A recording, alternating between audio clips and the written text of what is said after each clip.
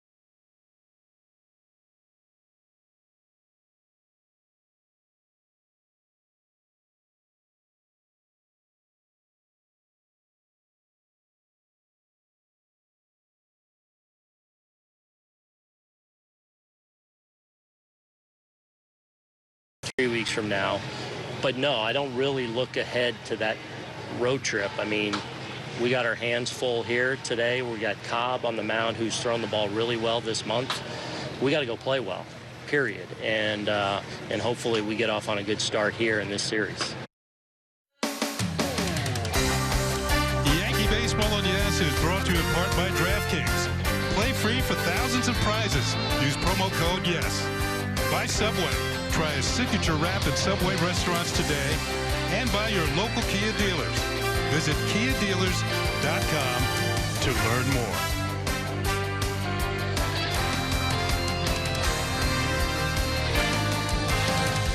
As we said, it's a beautiful day here in Baltimore as the Yankees and the Orioles get underway here. First game of a 4-game series, and you heard Aaron Boone talking about what the Yankees have to do here in Baltimore. Got to take care of business, if you will. The Yankees have kind of struggled against Baltimore this season, 6-6. Let's take a look at the Yankees starting lineup. As always, presented by Lexus. At the very top, it's going to be Brett Gardner leading off. Giancarlo Stanton, 299 career home runs. Looking for the magic number 300, maybe tonight. Aaron Hicks will bat third. The cleanup hitter tonight is Miguel Andujar, the third baseman. He'll be followed by Neil Walker, who'll be playing in right field. Gleyber Torres will be at shortstop tonight. Luke Voigt gets the start at first base. He'll be followed by Austin Romine, who's doing the catching. And batting ninth and playing second base, Ronald Torreyes. Well, that lineup for the New York Yankees going to face the veteran Alex Cobb beginning his warm-up tosses, and it's been an up-and-down year for Cobb this year. It'd be his 24th start. The record at 4-15, the ERA just over 5. Check out our pitcher scouting report brought to you by your Tri-Honda dealers. He is coming into this start hot tonight, though. A complete game, 2 earned runs, 9 innings against the Cleveland Indians with a win. And second half, he's been a lot better. 2-3 with an ERA just over 2. And he gets the lowest run support in the majors at 3.19 runs per 9 innings. You are right, Flash. The Orioles' problem this year, part of their problems have been the fact that they don't score runs. Only the Kansas City Royals have scored fewer runs than the Baltimore Orioles. Let's check out the Orioles on defense, presented by Geico.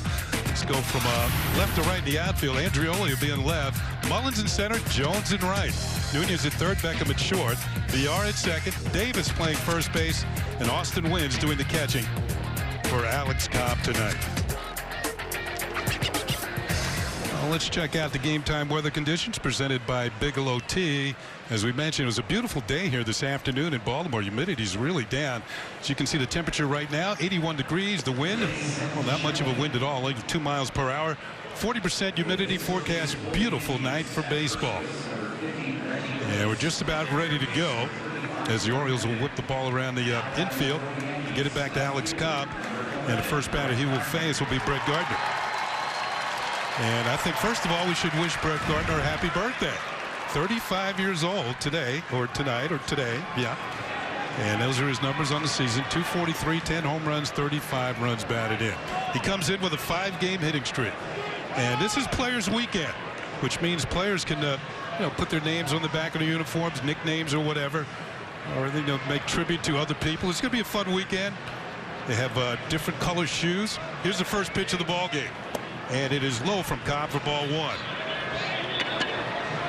So Gardner has his name on the back of the uniforms, wearing some garish socks there.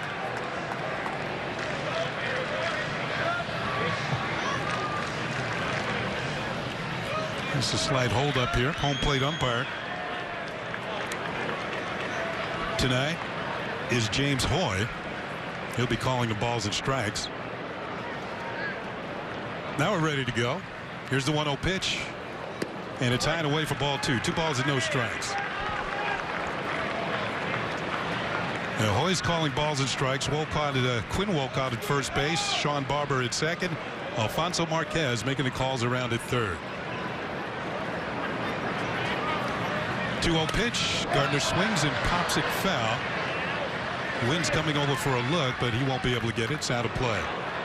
Well, Alex Cobb has been much better in the second half. The ERA just over 2. You mentioned, Kenny, the break on his breaking ball is better. The split has been good, and he's one of those guys who didn't have that full spring training, so it took him a little time to get going, but trying to finish up strong. Yeah, but 15 losses. That's a league leading total. Gardner takes, and that is in there for a call strike, and it's 2-2.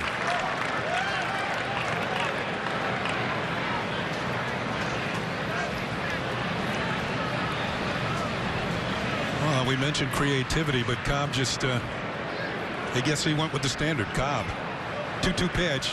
Gardner hits a slow roller to the right side. VR has it. Underhands the first, and there's one down. Gardner is thrown out.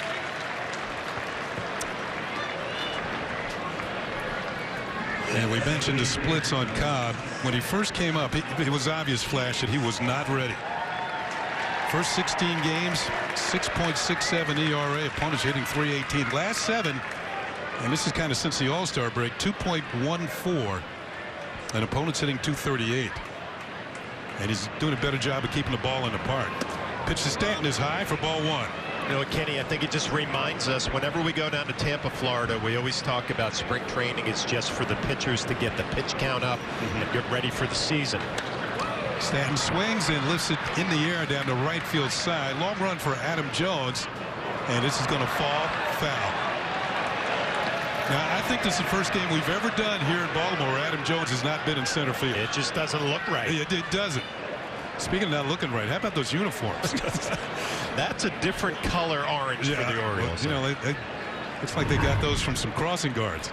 We see Adam Jones kind of cruising after, not able to make the play, so Stanton gets another opportunity. Stanton takes a low one away for a ball, and it's 2 balls and a strike. G. Giancarlo. Enough said. Simple to the point. I'm sure he didn't put. I'm surprised he didn't put Big G. That's Jason Giambi. Yeah, that's right. That pitch is low for a ball, and it's 3-1. Well, it's good to see Stanton back in the lineup, DHing again. Couple of nights in Miami playing the field, couple of days off. Make sure you take care of that tight hamstring. 3-1 pitch, and that's poured in there for a strike, and it's 3-2. Count is now full. Stanton comes in with an 8-game hitting streak. He has really picked up the slack for the lack of Judge and Sanchez in the lineup, and now Didi Gregorius as he takes ball 4. So Stanton is aboard, first base runner of the game. That'll bring up Aaron Hicks.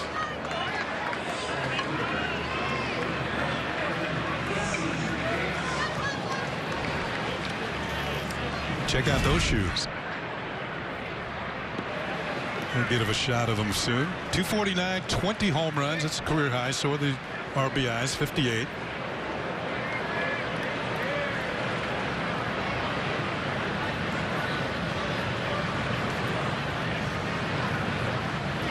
Cobb deals, and it is low for a ball.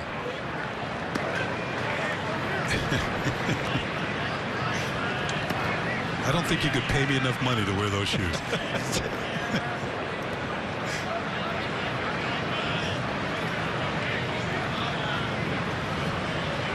Here's the 1-0 pitch. Swung on and missed on a changeup. Ball and a strike on Hicks. There you go, Flash. Those are all you, Kenny. Yeah, well, you know what? You wear those, they will see you coming. I think the blue laces are what really set those off. You know what I'm thinking now? We're going to get the controversy, right? The old traditional baseball fan probably won't like this weekend. Yeah, well, to me, my thought, a lot of it is creativity of the players for sure. They have some fun, but I think it's also sales are involved here. I have to imagine too, trying to kind of reconnect with the younger fan, right? Making it a little more cool for the weekend.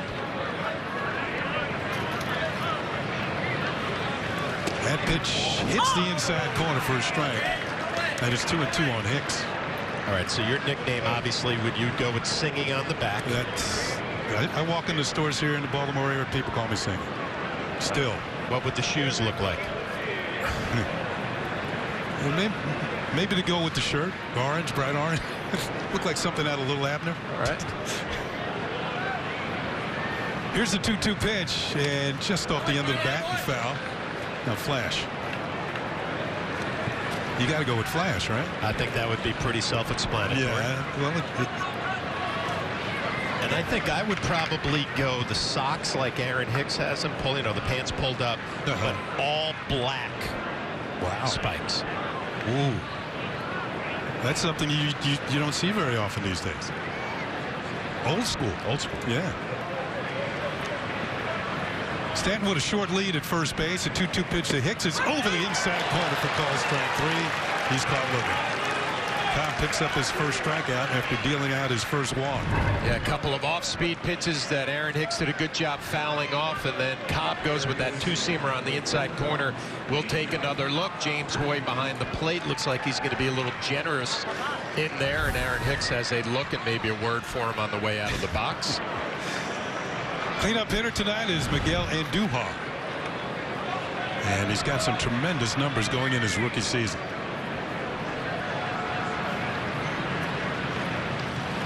Pitch is fouled back. Got in on his hands. Strike 1. Let's check out the league leaders, brought to you by your local tri-state Volkswagen dealers. RBI leaders in August in Major League Baseball. Rougned Odor having a great August, 23. Right behind him, Miguel Andujar with 20 runs batted in. Some big names on that list.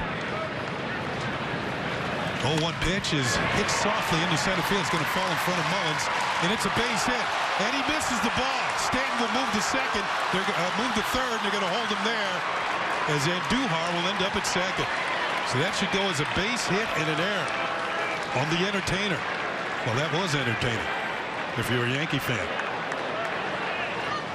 Well, that's Cedric Mullins in center field. We're so used to seeing Adam Jones there. Andujar just flips one into center field. It gets away from Mullins, and you see Stanton, who's clearly protecting the hamstring. He kind of hesitates a little bit, and Phil Nevin doesn't have any choice but to hold him at third. But that's just a whiff right there from the entertainer. For Cedric Mullins, that's his first major league error. So second and third, 2 outs. And hot-hitting Neil Walker will come to the plate. Last 32 games, he's hitting .297 with 21 runs batted in. First pitch, a little low for ball 1.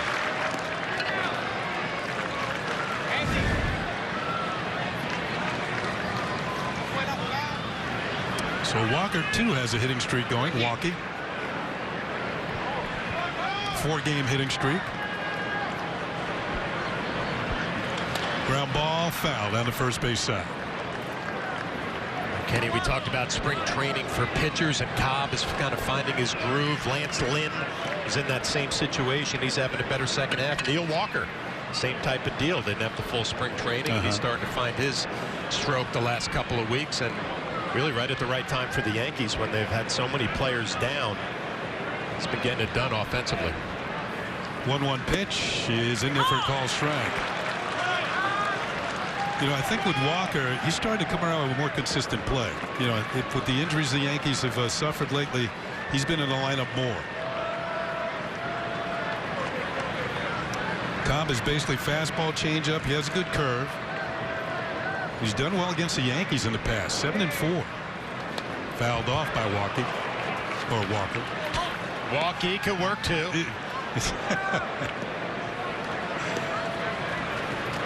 Count remains a ball and 2 strikes. Just getting underway. Yankees are threatening here in the first inning. Second and third with 2 outs. Alex Cobb has yet to win a game here at Camden Yards this year. He's 0-7 here at home. Booney. Aaron Boone wearing Booney on the back. 1-2 pitch is swung on and missed. Strike 3, and the Yankees will leave 2 runners off. So at the end of half an inning, the Yankees do not score. Sabathia ready to take the hill. Fans, come.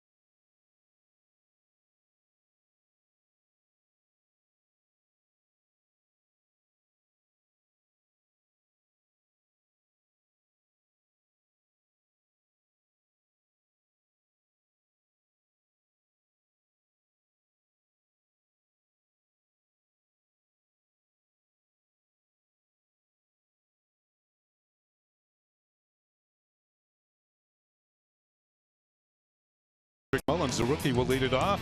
Jonathan Villar's at second base. Adam Jones, the right fielder, batting third. Trey Mancini will be the designated hitter tonight. He'll be cleaning up. Chris Davis will be at first base, followed by Tim Beckham at shortstop. Renato Nunez will be the third baseman. John Andrioli will be in left field, and Austin Wynns batting ninth and doing the catching. Well, CC Sabathia is back, finishing up his warm-up tosses. We'll look at his numbers on the year. 23rd start, 7-4, the ERA at 3.32. We'll check out our pitcher scouting report, brought to you by your Tri-Honda dealers. And welcome back. He missed 19 games, took a little break to get that knee under control. And when the Yankees lose a game like they did the last time in Miami, Sabathia has been the stopper. 12-0 with a 2.8 ERA since 2017. And he has 43 career starts against Baltimore. He's 19-11. with a 3.7 ERA, so looking for his 20th career win against Baltimore. That's a nice round number. Here's the first pitch from Sabathia to Mullins, and it's inside for ball 1. Mullins called up 2 weeks ago tonight, and that was against the Boston Red Sox, and Flash had a 3-hit game. First Oriole ever to get 3 hits in his major league debut. Well, we thought it was easy.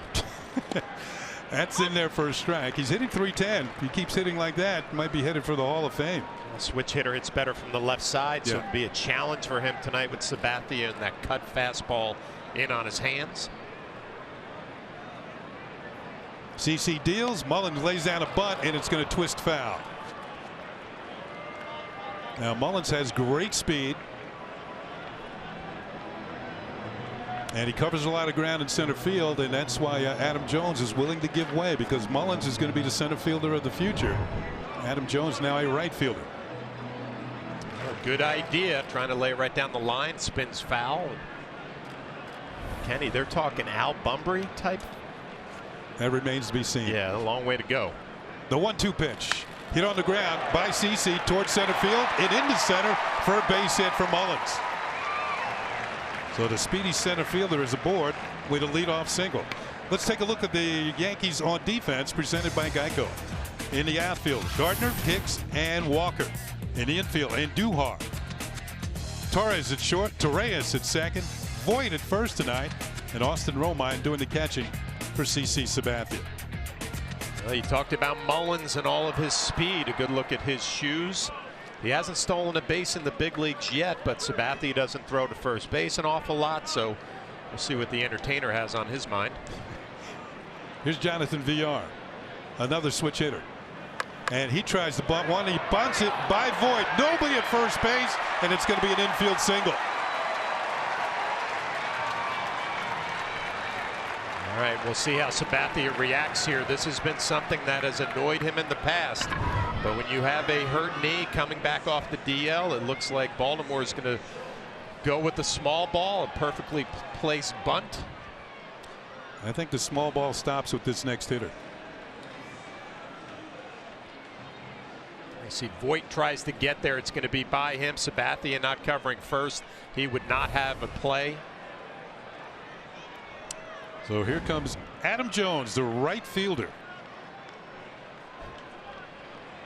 And on his back it says La Gente, which means the people. Glad you knew that. I took Spanish in school, played winter ball. Pitches high for ball one to Adam Jones. Since the All-Star break, he's been swinging a pretty good bat. He's hit in 19 of 24 games.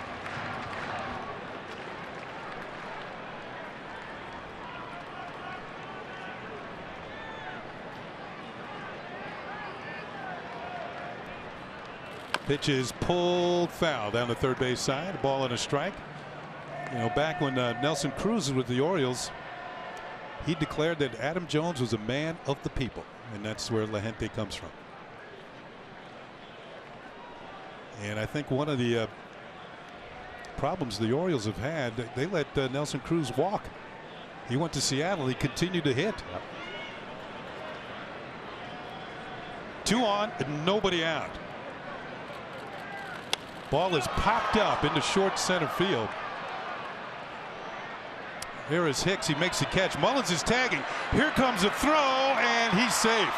The runners will move up. Mullins showing off his speed. Hicks made a good throw to third. And now it's second and third with just 1 out. That ball carried. Ball carried a little bit, but Mullins challenging Aaron Hicks with that strong throwing arm. And VR, a nice job of base running. He tags up at first. He read the throw, and he cruises into second base. So this is what Mullins' game is all about. Speed, putting a little pressure on the defense. Pays off. You see CC Sabathia backing up like all pitchers should. That throw got away from Andujar, but no advance by the runners. Here's Trey Mancini. Swings and misses strike one. Well, Sabathia, after missing his 10 days, has to battle early here in the first inning. You'd expect him to be a little rusty with command. Through a couple of side sessions during his time away.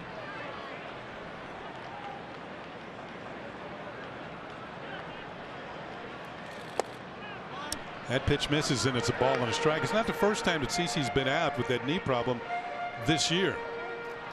And the fact is that it's almost like getting the oil change. He goes in every few weeks or so, gets an injection, cleans it up, and he's ready to pitch again. Yeah, I think if you told the Yankees in spring training that Sabathia will be healthy the middle of September, they would sign up for that. And that's part of what these 10-day stints on the DL are for. And Kenny, you're talking a little bit about that knee maintenance for CC Sabathia. When he went on the DL, it was a little just more sore than normal. He actually had the knee drained and had a Synvisc injection. Aside from having about a day to 2 days off, Flash, like you mentioned, he pretty much did his regular activities. He threw 2 side sessions and said he was feeling very good coming into tonight. Pitch is low and inside, and it's 3-1 on Mancini. Now there is a base open and a left-handed hitter on deck. Chris Davis. Simpsons? Yeah. Bart Simpson. Back in the 80s, I mean, Simpsons have been around forever. That pitch is high for ball 4, and the bases are loaded. I'd have to be honest, I didn't see the Simpsons coming with Sabathia out on the mound. You know, he's from Northern California. He's ridden Bart before.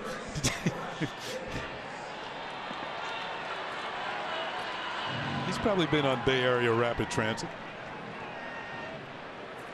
And guys, he actually had 3 choices. He's a child of the 80s. That's why he went with that. He also had a pair painted as Thundercats, and he has one more pair that we'll talk a little bit more about later in the broadcast.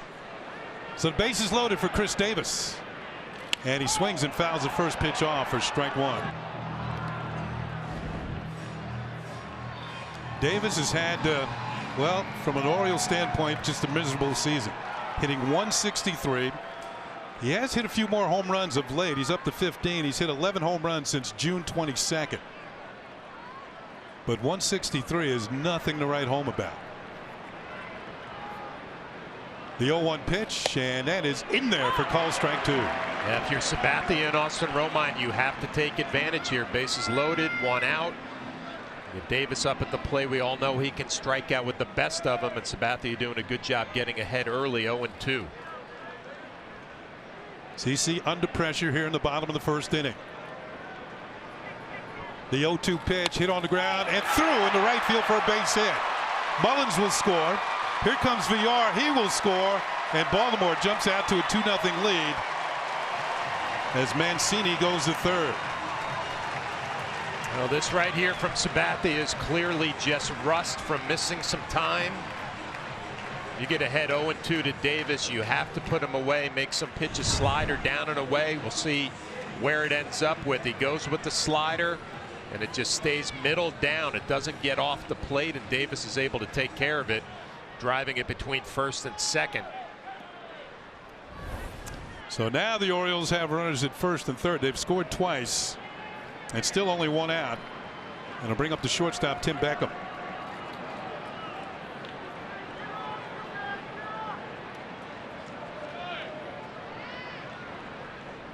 Swinging him in, strike 1.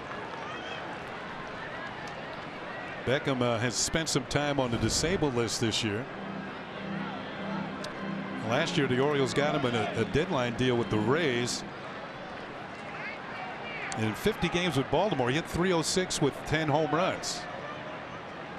Swing and a miss, strike 2, 0-2.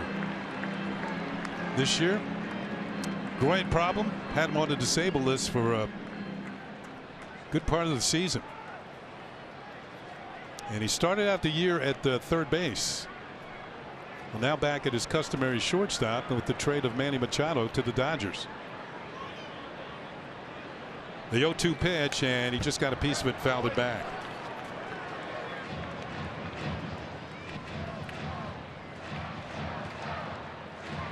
Yeah, this team looks a lot different since the last time we were here, Kenny. Well, they've got some guys on the disabled list or injured. Mark Trumbo's out of the lineup.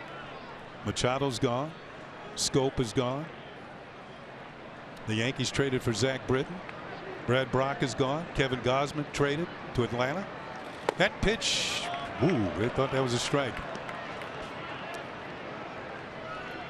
Manny Machado traded to the Dodgers. Zach Britton, as we mentioned, to the Yankees. Brad Brock going to the Braves. Darren O'Day going in that deal. Kevin Gausman to the Braves. And Jonathan Scope, their second baseman, went to the Brewers. So the Orioles unloading. And Buck saw a good portion of his team, and his best player is gone. Swing and a miss, strike 3. Beckham has struck out. Sabathia's first strikeout comes at an opportune time as Swaggy is headed back to the dugout.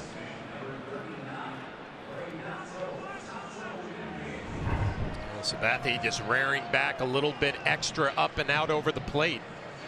Gets it by Beckham. Big strikeout, trying to limit the damage here in the first. So 2 outs, first and third. It'll bring up the third baseman, Renato Nunez, as Beckham checking to see if that was a strike. Yeah, I never did that with an umpire, because usually they would say, yeah, after you swung at it.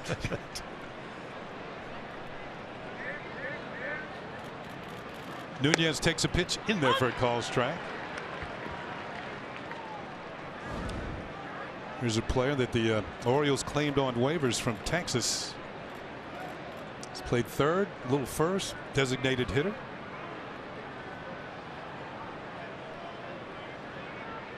The 0-1 pitch, and that drops in there for a strike, and it's 0-2.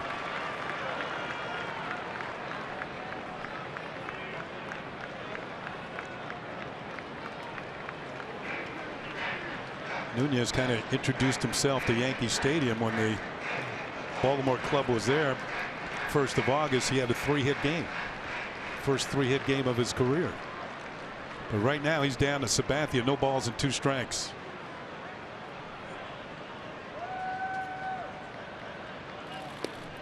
Off the inside corner, it's a ball, 1-2.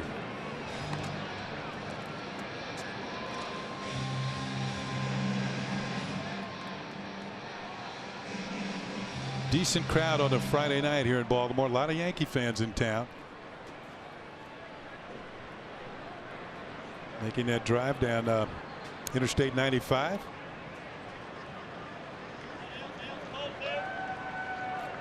The 1-2 swung on and missed, strike 3. So Sabathia rallies to pick up a couple of strikeouts, but he gives up 2 runs in the process. At the end of 1, Baltimore leads it 2-0.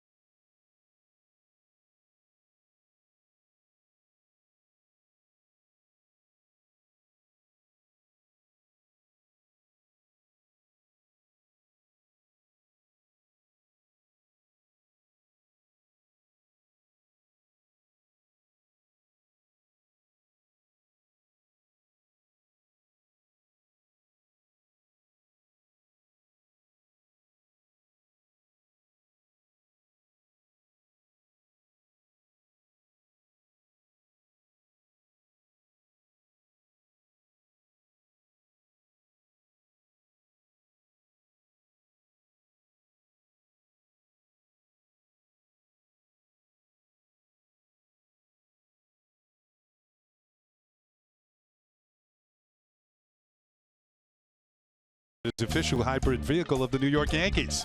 And here's how the conversation goes this evening. Why do you think the Yankees are 500 against the Orioles this season? Baseball is a funny game. Anybody can beat anyone on a given day. Most teams will win 50 games. Most teams will lose 50. It's what you do with that other 62 that count.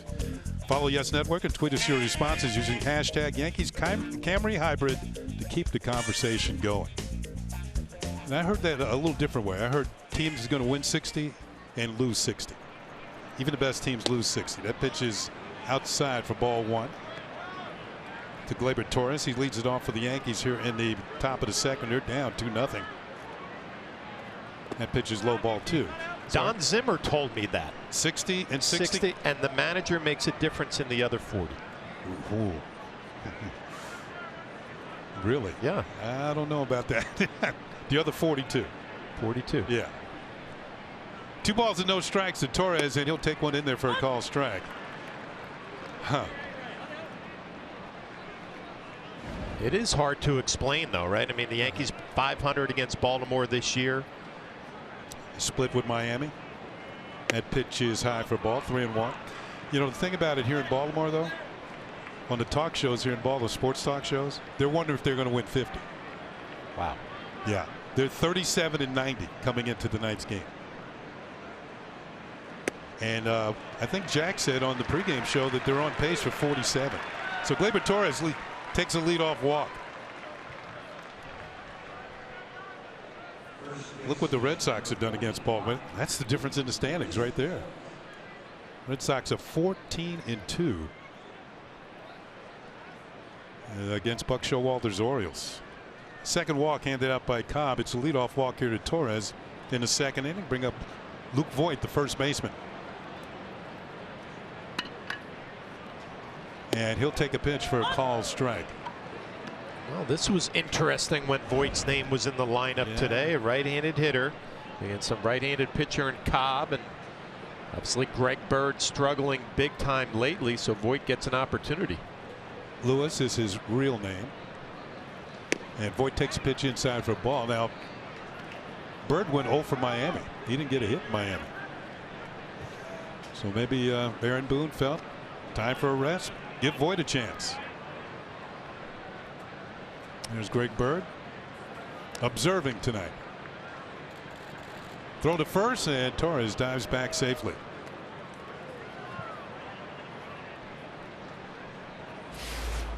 And the Yankees, you know, they had an off day yesterday, and usually after an off day they come out early wherever they are, whether it's home or on the road, and take early batting practice. This is about 2:30 this afternoon. Voit fouls one off, and it's a ball and 2 strikes.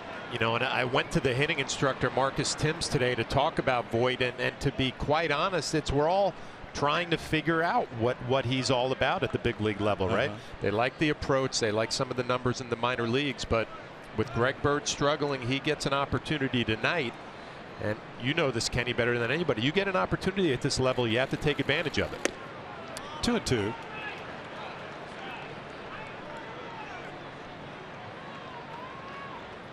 Voit coming over from the Cardinals in the deal that Chase and Shreve. Giovanni Gallegos going to St. Louis.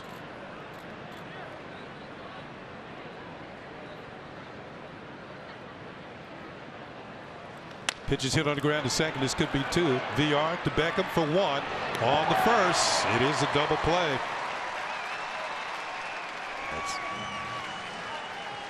So Gleyber Torres' leadoff walk is erased via the double play ball. Well, you see Alex Cobb loves it. VR gives that little flip to Beckham, and a little bit of time for him to get there as he gets some air underneath it. The rest of the play is pretty easy from there. So that'll bring up Austin Romine, who has really hit well against Baltimore this year. And he'll take a pitch for a called strike. 393 against the Orioles,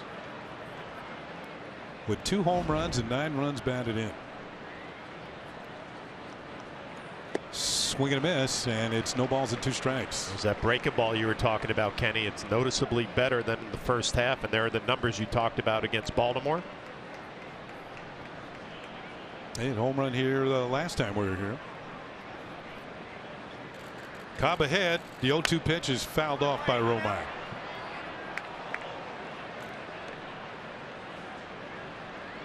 Baltimore 2, Yankees nothing. We're here in the top half of the second inning. Players Weekend. That is called strike 3. Romine caught looking. Cobb gives up a leadoff walk, gets a double play, and this called strike 3. Nothing across for the Yankees here in the second.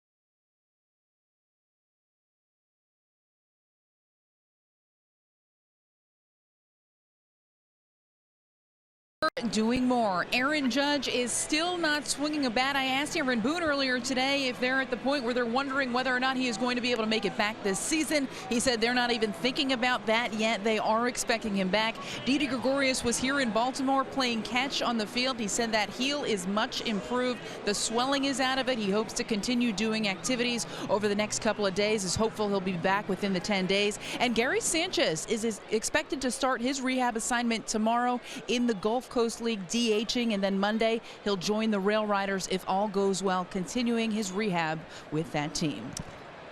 Thanks, Meredith. Just a quick shot of Aaron Judge on the Yankee bench. Here we go to the bottom of the second inning. Baltimore leading 2-0. John Andrioli will lead it off. The left fielder takes pitch inside, ball one. There's Didi this afternoon playing catch, working his way back. Very valuable player on the Yankees on both sides of the ball. Pitch is popped up. Let's see if Romine has a play over near the Baltimore dugout. He puts it away. Andrioli is out number one here in the second inning. You know, Flash, you think about who's the most valuable player on the Yankees this year? You know, I bet you Didi would get some votes. There's no doubt in my mind.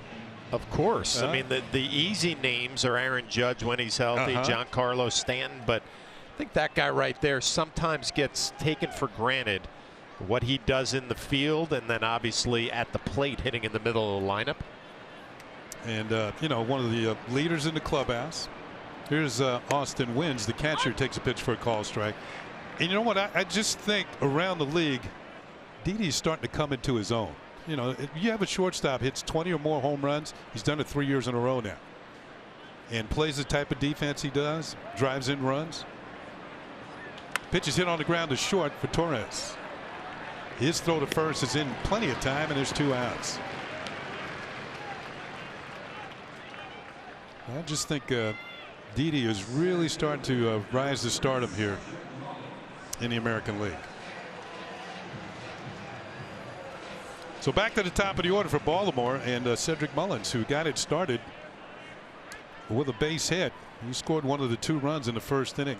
Very speedy center fielder, and they're in the corners for the Yankees guarding against the bunt. Well, Sabathia with 2 quick outs. He needs to get a quick third out, keep that pitch count under control. Curveball drops in there for a call strike. You know, Flash, we talked about how scouts go around amateur scouting and looking at players and how they find players. Some of the stories are pretty amazing, and Mullins' story is kind of fits that category. The 0-1 pitch, that a little low for a ball.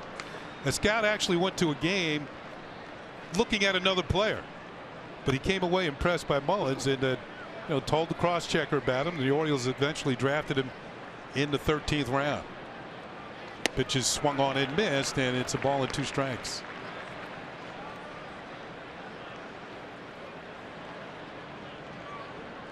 Did you have any memories from your days of being scouted? There's Mullins, born in Greensboro, North Carolina, now lives in Georgia. That's in there. Call strike 3. CeCe picks up his 3rd strikeout. The Splash said he needed a quick inning. This was an 8-pitch inning for CeCe Sabathia. It's on to the top of the 3rd.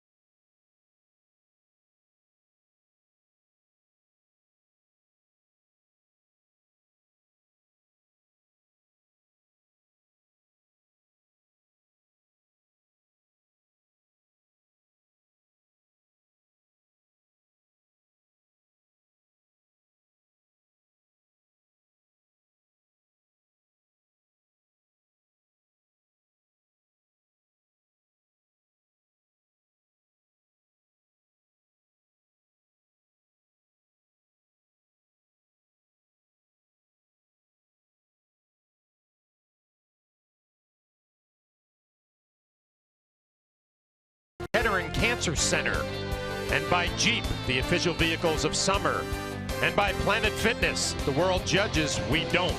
Be free. Beautiful night here in Baltimore. We're back for the top of the third. It'll be 9-1-2 for the Yankees. Ronald Torreyes, Brett Gardner, and Giancarlo Stanton. As the O's are out to an early 2-0 lead. And a first pitch strike from Alex Cobb. Well, Torreyes, since he has been back with the New York Yankees, kind of doing what he does, right? Picking up base hits, playing all over the diamond. Wearing his nickname on the back of his jersey.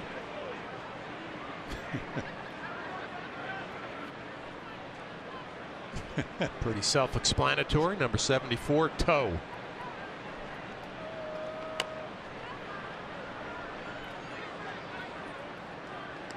Very popular in the clubhouse. We've mentioned this before. In his brief time in the major leagues this year, 28 games, hitting .333. He's getting the job done, especially when you don't get to play all that often.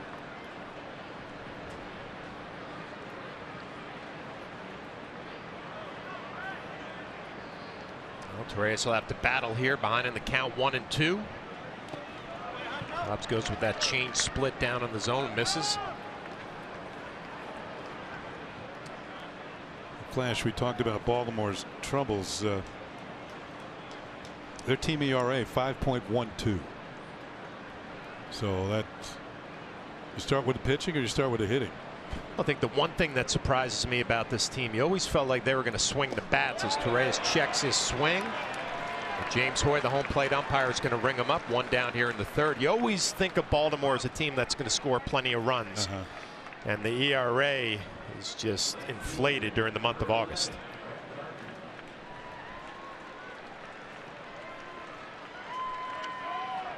A long year for manager Buck Showalter. His team has lost 15 out of their last 19. He just came back from playing the Blue Jays at Rogers Center. This year they went 0 for Toronto. They lost all 10 games in Toronto.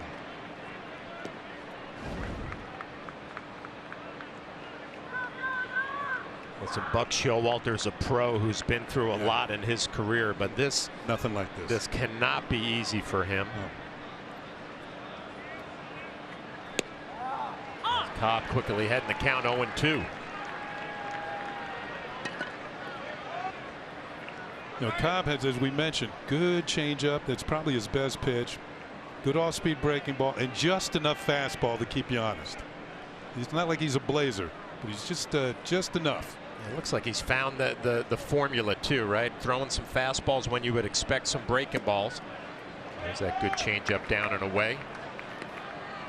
Yeah, we saw him strike out Hicks after changeups away, fastball on the inside corner. Just trying to sneak it by him. Let's see if he tries the same thing with Gardner. Brett 0 for 1, grounded out to second base, his first at bat. He's going to do the same thing again. An easy play for VR. 2 down.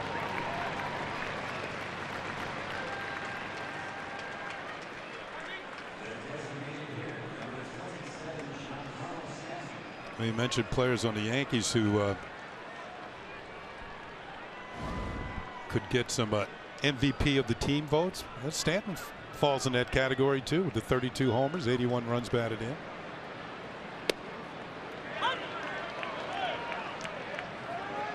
Stanton walked his first at bat. An emotional couple of days in Miami. Got a great reception by that crowd. You see how Baltimore's shifting against him. Cobb in a really good rhythm now, quickly ahead in the count 0-2. This is with the breaking ball. These are the numbers since Aaron Judge went down. Batting average over 300, 9 home runs, 20 RBIs. Been playing hurt with the tight hamstring. I think everything about his year, Kenny, has been impressive. You know what? Another thing, I told you this before the game. 127 games. This is the Yankees. Stanton's played in 126 of these games. He's only missed 1. He's been posting day in and day out.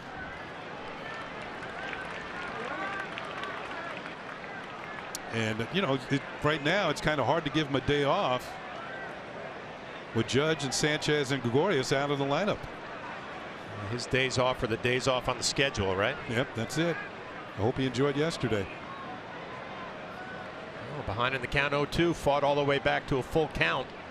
See what Cobb's think. It goes fastball away, fouled off.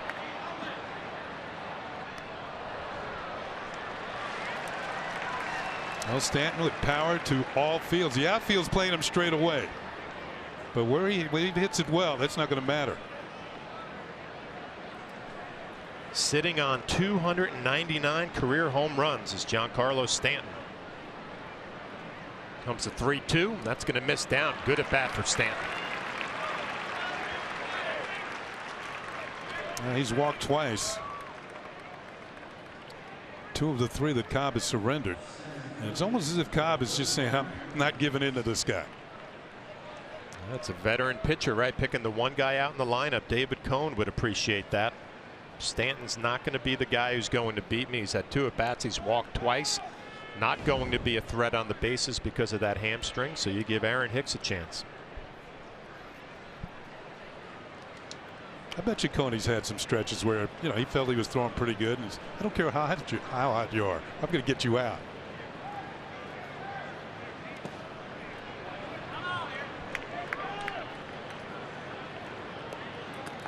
Of course, Cobb started out with the Rays.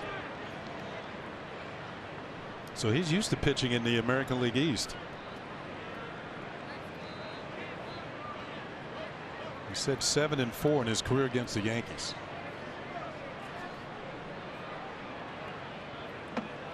He signed a nice deal to be here in Baltimore, so you'd expect him to be part of the regroup process as Hicks hits this ball hard to right field, but right at Adam Jones. Another shutout inning for Alex Cobb. The O's lead 2-0.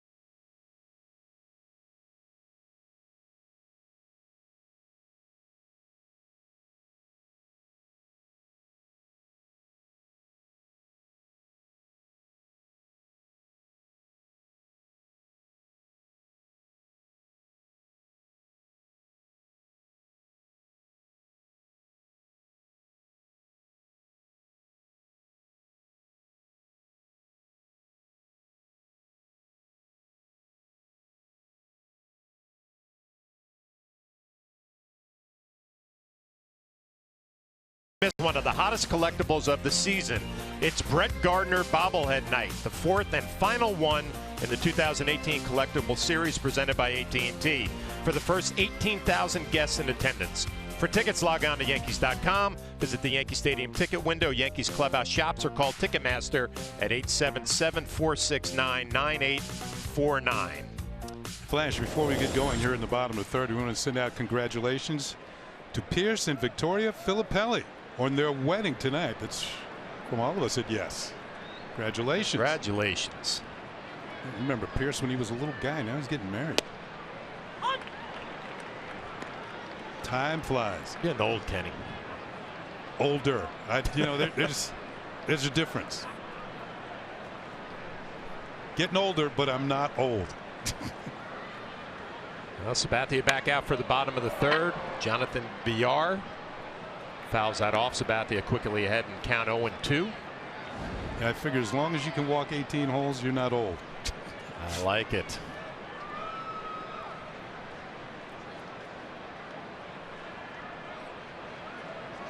VR came over to Baltimore from Milwaukee in that Jonathan Scope trade. Sabathia, another strikeout, doing a good job elevating that fastball tonight.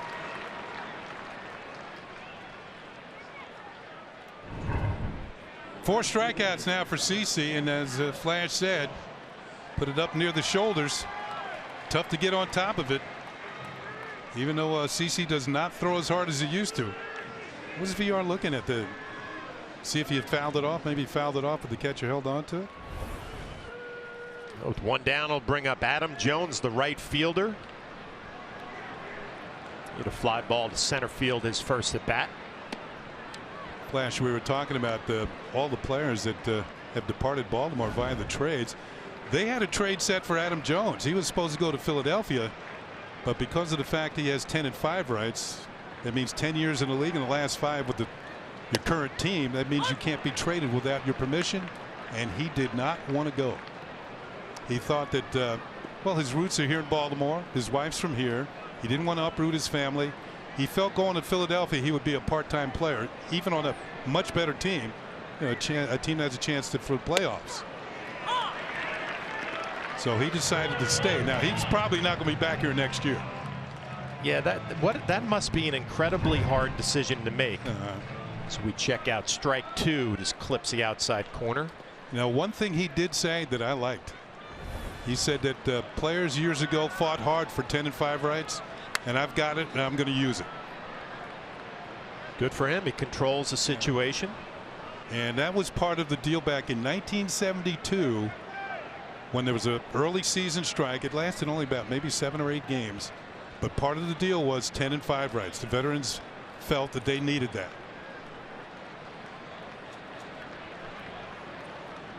It's 1-2 from Sabathia. Jones blocks it off into right field, and that's going to drop in for a base hit in front of Neil Walker. And Adam Jones picks up a 1-out hit.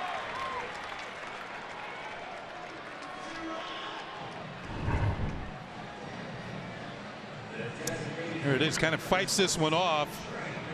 Too far for Torres, and not far enough for Walker as it drops in for a base hit. Adam Jones is now hitting 20 of his last 25 games. Well, that was the 86th at bat for Adam Jones against Sabathia. They know each other well. One down will bring up Trey Mancini. He walked his first at bat.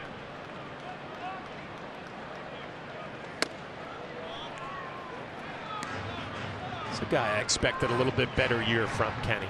Well, he got off to a decent start, but then injured a knee running into a wall here at Camden Yards, and his average just dropped. But now he's been hitting much better since the All-Star break. He seemed like one of those guys when he got to the big leagues just knew how to hit. Wears out right field. Only 40 RBIs, and boomer. That's inspired by boxer Boom Boom Mancini.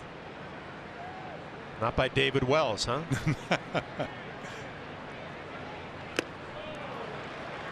Sabathia really using that fastball up in the zone tonight. And a good weapon for him against this lineup.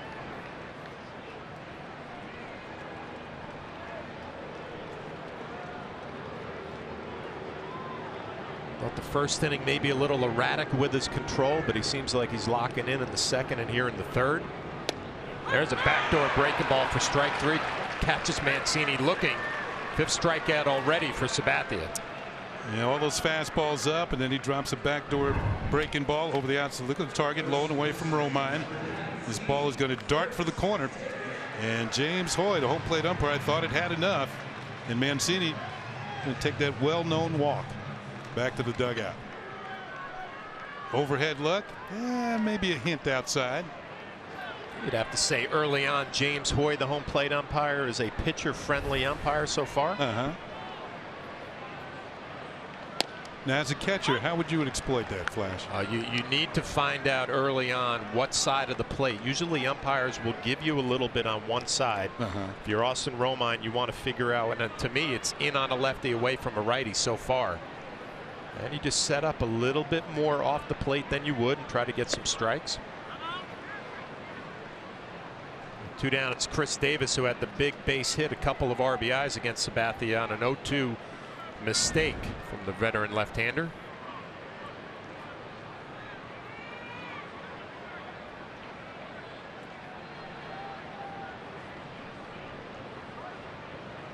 Ooh, up and in. See if that's a foul ball. I forgot a piece of Davis. Let's see. He's not leaving home plate. It looked like it. Yep, it hit the bat just above the hands as he tries to spin out of the way. Davis strides, and now he's vacating the premises. You can see definitely off the bat, and it's coming right at you. Well, if there is ever a left-handed hitter who is set up for a big breaking ball down and away after the fastball up and in, it's Davis. Sabathia goes with the fastball, doesn't waste any time. 6 strikeouts for Sabathia, who's looked a lot better in the second and the third. The O's lead 2-0.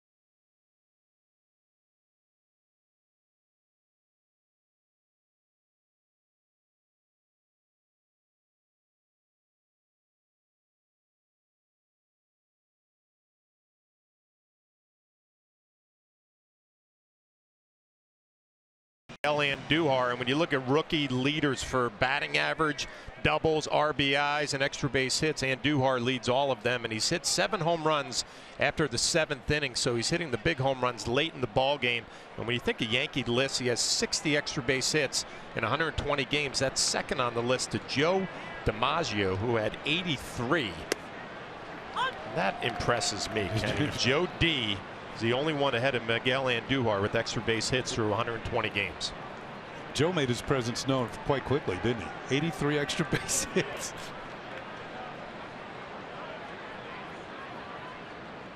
Andujar picked up a base hit his first at bat. It's like Andujar is a double waiting to happen.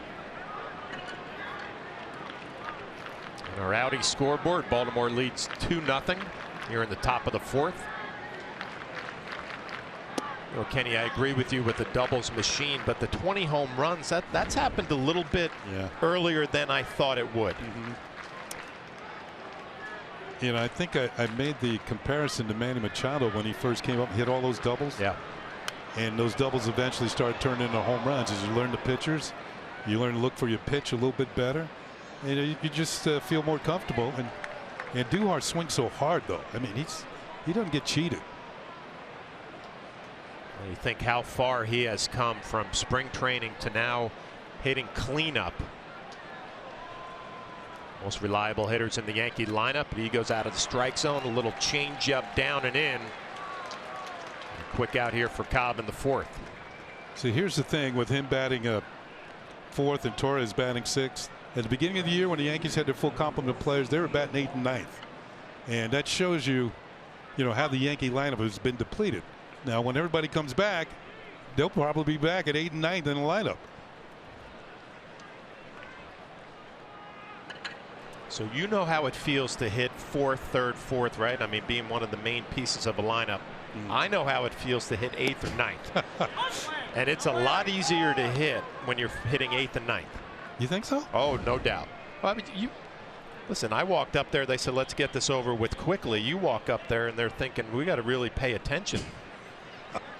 So they're throwing you strikes right away. They're trying to. I'll get myself out more often than not. So to your point, they're going to be better hitters down the road when the lineup is at full strength. Yeah, I think so too. You know, they were. I mean, they're very good hitters now. Yep. Walker 0 for 1. He struck out his first at bat, but just slaps one the other way. As Mullins comes up with it, holds him to a single. Yeah, we talked about Walker's hitting, you know, with more consistent play. I think Meredith had a chance to talk to him about that. He now has a 5-game hitting streak. Kenny, it's funny, early in the season when he was struggling, he told me that he underestimated how difficult it would be going from an everyday player to a guy that was not seeing consistent at-bats. He actually reached out to guys who had that role and have had success in that role to see if there was something as far as his routine was concerned that he could change to maybe get back on track. He really just didn't feel comfortable overall, and he said now he has such an appreciation and respect for guys that can do that role, do it well for a long period of time, because now he knows how hard it is. Now, of course, he is getting those consistent at-bats, and he has looked much more comfortable at the plate, both from the left side and the right side. But really credit the Yankees and Aaron Boone sticking with Neil Walker, giving him opportunities to get him to this point. You have to give Neil a lot of credit for turning his year around offensively, but also being an infielder who goes out to right field. Yeah, Kenny, that can't be the easiest thing. No, especially when, you know, it's his first time playing right field. You know, he hasn't been out there very often. And of course, he's gotten a chance to play more because of injuries. And his first day out there, he said it's going to be a little bit of an adventure, but I think I'll be okay. And really, he looks at Reggie Wiltz every time to try to make sure he's positioned correctly. You know, speaking of injuries, Flash, you know, we all know the Yankees, a lot of injuries. You know, even the Yankee reporter injured today as she came into work and walking in the booth here limping. Stubbed her toe. She's playing hurt? Yeah. Wow, Giancarlo Stanton with a tight hamstring and stubbed toe for Meredith. It's a sad day, guys. I used to be a Division I athlete, athletic. Now I can't even walk with sneakers on without possibly breaking a toe. So we'll see how we are tomorrow. I'm hoping it's not broken, Kenny. Yeah, well, you know, get that MRI. Well, we do have the 10-day DL. It's not as long as it used to be. 2 down, bring up Luke Voit. Grounded into a double play, his first at bat.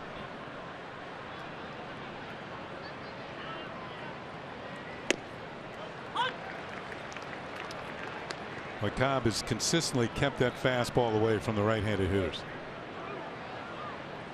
Kenny, when you watch Cobb right now, I mean, there's such a rhythm and a confidence, right? Coming off that complete game win against the Indians. Rhythm is great.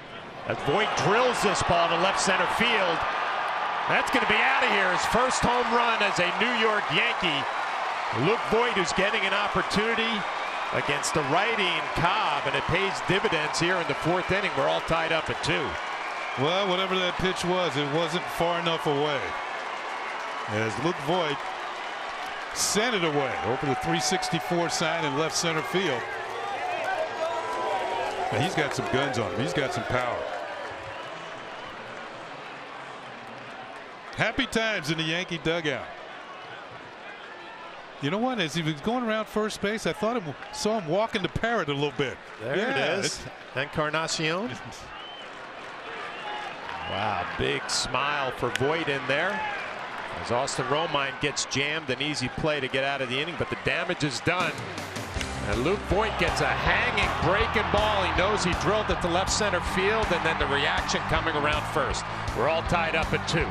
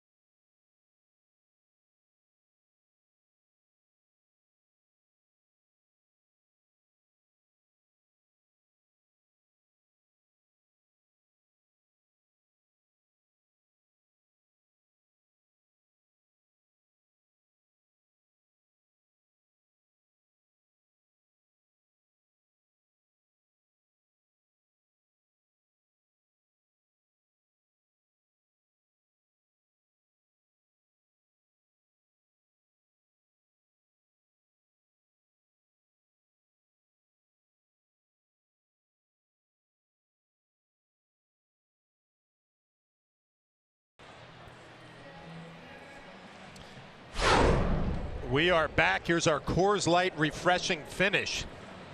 Take a look at Luke Voigt coming around first base. He knows he just has his first Yankee home run, a 2-run shot that has tied up this ball game.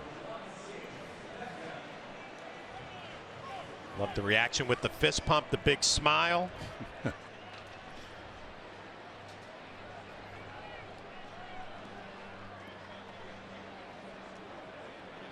CC Sabathia back out for the bottom of the fourth. We're all tied up at 2. Be Beckham, Nunez, and Andrioli.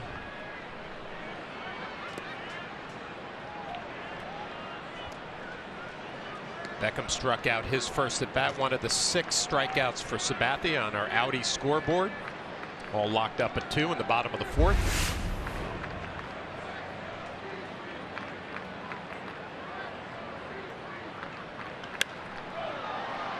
Popped up to center field, be an easy play for Aaron Hicks. 1 down.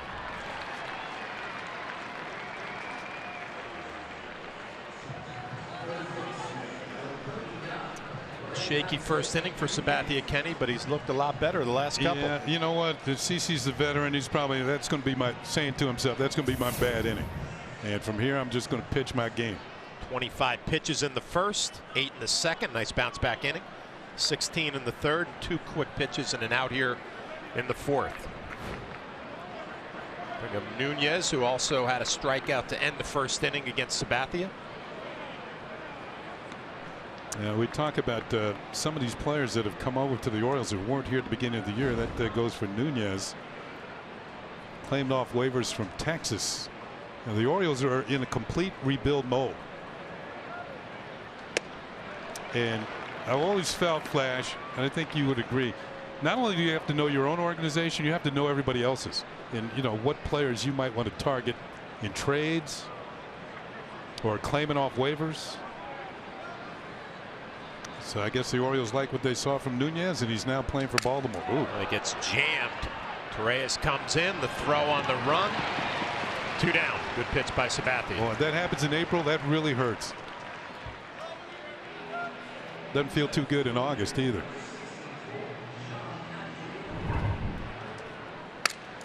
Oof. Well, that hurt my hand just hearing that.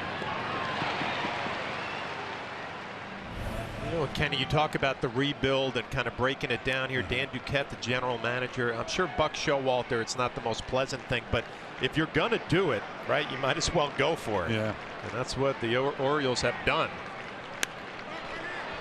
Andrioli, first pitch swinging, pop up to the right side. Torres makes the call, so an easy 1-2-3 inning for Sabathia, who's looked a lot better the second, third, and the fourth. We're all tied up at 2.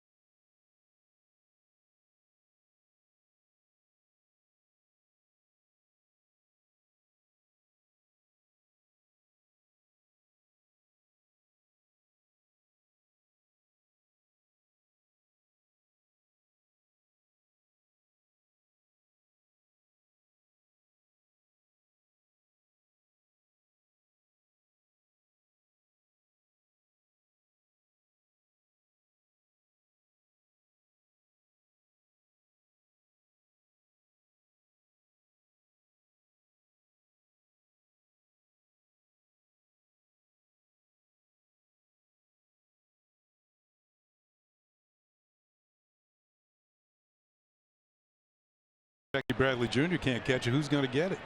3-0 Rays. They lead the Red Sox. Top of the 5th inning, and Ronald Torreyes will lead it off, and he swings at the first pitch. Little blooper towards right field. VR on the run, slides in. He can't make the play. Oh, he did hold on to it. He juggled it and held on. So a circus catch by VR in short right field, and Torreyes is retired. And VR covers a lot of ground as Torreyes' first pitch swinging. Looks like VR doesn't come up with it clean, but is able to stick with it and make the play.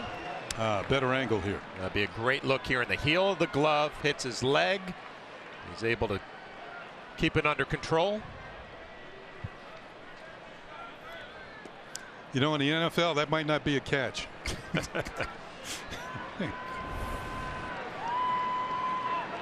All right, here's Gardner. Been up twice, grounded out to second both times. Fakes a bunt, takes a pitch high for ball 1.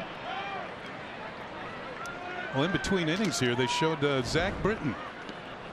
Now a Yankee reliever, former Oriole, on the big board here, and he got a nice round of applause from the Oriole fans here. Remember the things he did here in an Oriole uniform. That pitch is high to Gardner. 2 balls and no strikes. Britton might have had the best season a closer ever had. 47 for 47 in save attempts a few years ago. That's Chad Green had to tell him to tip his cap. He was a little shy. He didn't want to. He eventually did. Good for him. Nice job by the Orioles there. There he goes. Yeah. Before the game, a lot of the Oriole media was in the Yankee dugout, and they interviewed Zach Britton. 3-0 pitch to Gardner's on the way, and it is poured in there for a call strike. 3-1. Gardner, mentioned before in our GMC scoreboard, it is a 2-2 game. Luke Voigt with his first Yankee home run tied it up the last inning. Gardner with a 5-game hitting streak. And he fouls this one off, and that will run the count full at 3-2.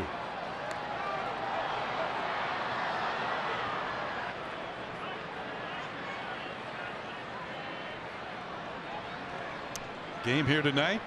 2 games tomorrow. Split doubleheader. Afternoon game followed by a night game. A makeup of an earlier rainout. And then the Yankees and the Orioles on Sunday Night Baseball. 3-2 pitch is hit in the air into left center field. Mullins on the run, closes the gap and makes the catch for out number 2. Just showing you a hint of his speed as he ran that one down.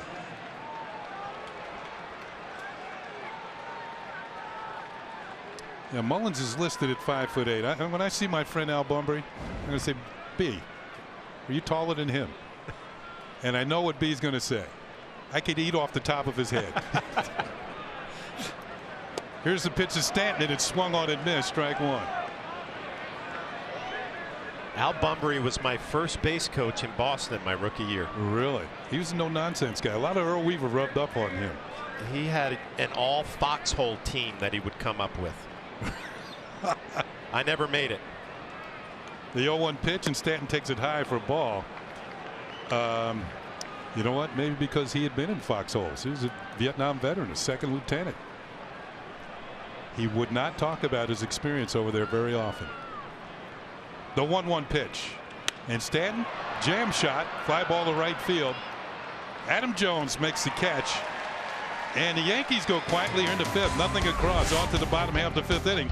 We are tied at 2 here in Baltimore.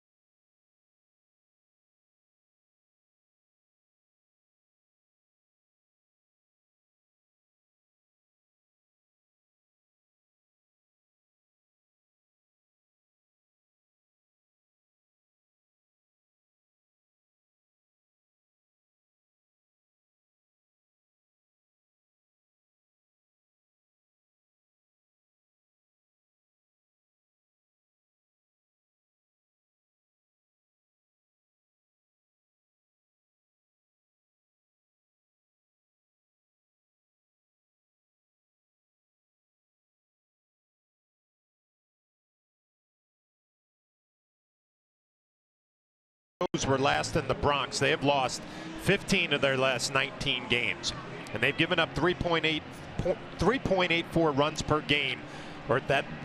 I'm really messing this one up, Kenny. Go ahead. 3.89 runs per game they have averaged this year, but they have given up 5.46 runs.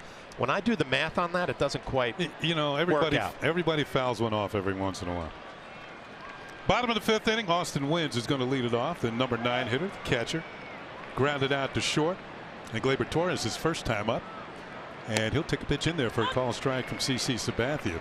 On our GMC scoreboard, we're tied at 2.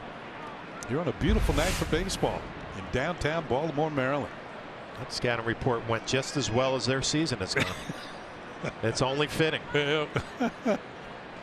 Swing and a miss, 0-2.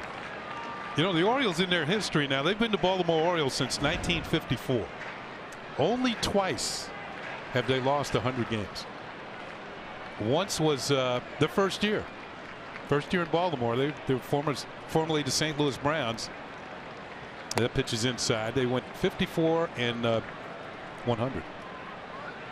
And in the 1988 season, when they lost their first 21 games, they were well on their way to losing 100. They did. They lost over 100 games that year.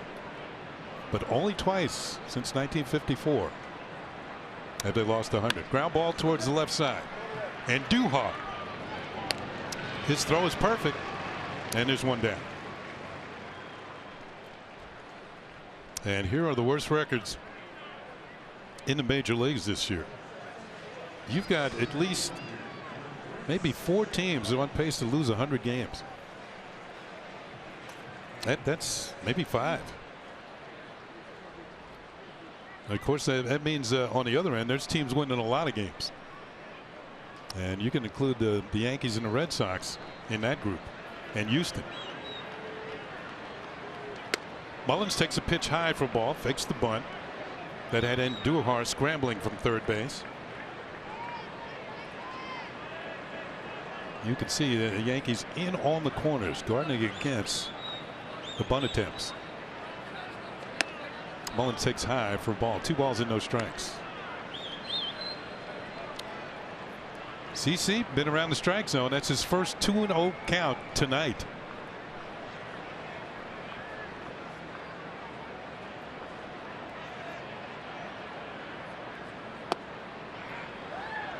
(3-0). This is a guy you don't want to walk in a tie ball game.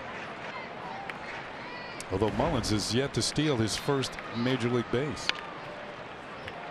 Cedric, the entertainer, takes the 3-0 pitch, and it's in there for a call strike. He's not the real Cedric the Entertainer, though. That's, the actor, comedian. Has a new TV show coming out. 3-1 pitch, and that's ball 4. The Entertainer has walked. Well, we always pay attention with Sabathia going through a lineup for the 3rd time. You mentioned it, Kenny. He's been dominating the strike zone, but walking Mullins there. 64 pitches. Pitch count is in good shape. Now, the first time when Mullins reached on a base hit, Villar laid down a very good bunt to the right side. Pushed it. Got it by Luke Voigt. And Torres couldn't scramble. Swing at it. Not bunting there. Swings and misses, strike 1. Villar with the bunt single, scored in the first inning. Went down swinging in the 3rd.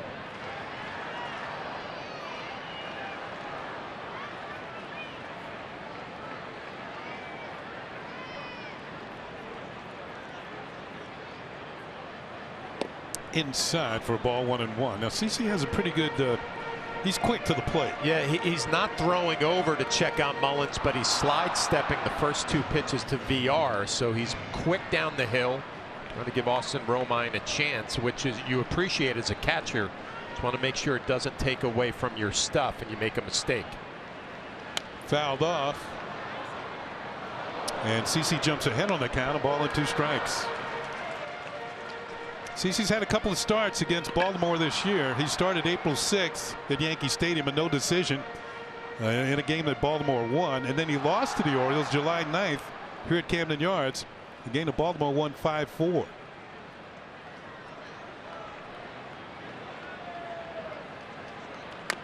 Ground ball, foul down the first base side. And one of the problems for CC was giving up home runs to these Oriole hitters. 5 in total. But some of these players aren't here anymore. Machado's gone. He hit 2 off CC. Danny Valencia hit 1. That was a big one. He's not here. Chris Davis is here. Trumbo's hurt. So that pitch is high for a ball. 2-2.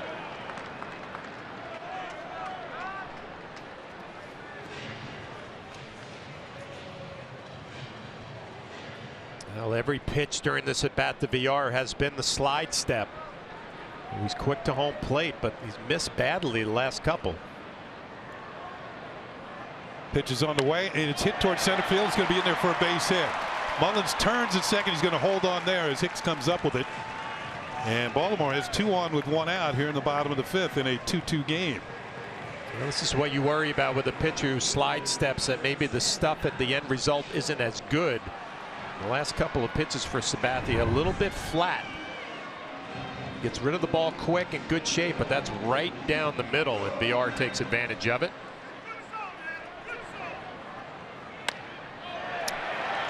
So good speed on the bases for Baltimore with Mullins at second, VR at first, and bring up Adam Jones, who's fly to center and dunked a single into right center field. He's 1 for 2.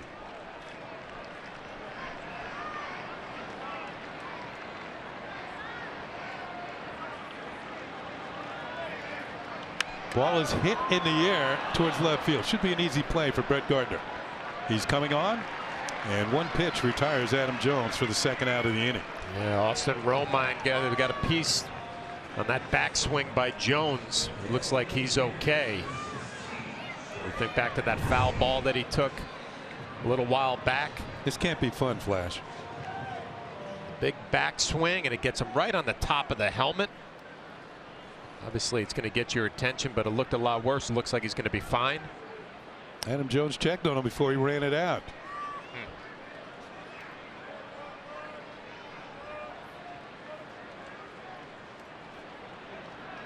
So 2 outs and 2 on for Trey Mancini. I think the Yankee bullpen's going to get busy. Is that Holder? It is. Yep, Jonathan Holder. Jam shot, roller to second for Torres. Gobbles it up, throws the first, and the threat is over here in the bottom of the 5th inning. Baltimore leaves 2 men on base. On to the 6th inning in a 2-2 game here in Baltimore.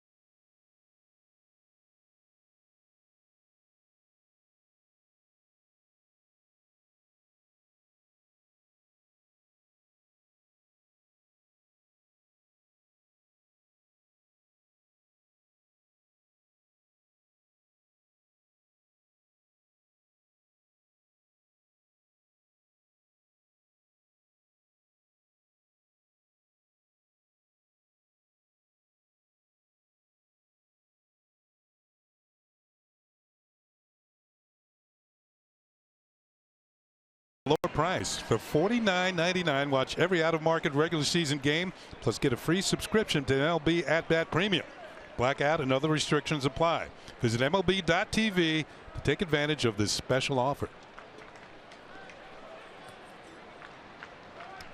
Top of the 6th inning, a 2-2 game. Aaron Hicks will lead it off for the Yankees, followed by Miguel Andujar and Neil Walker.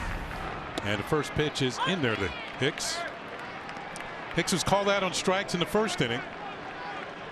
Then hit a sharp line drive to Adam Jones in right in the 3rd.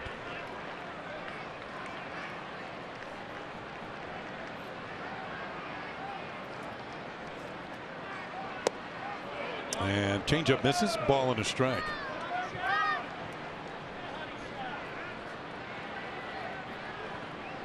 Yeah, before the game I had a chance to hook up with one of my former teammates here in Baltimore.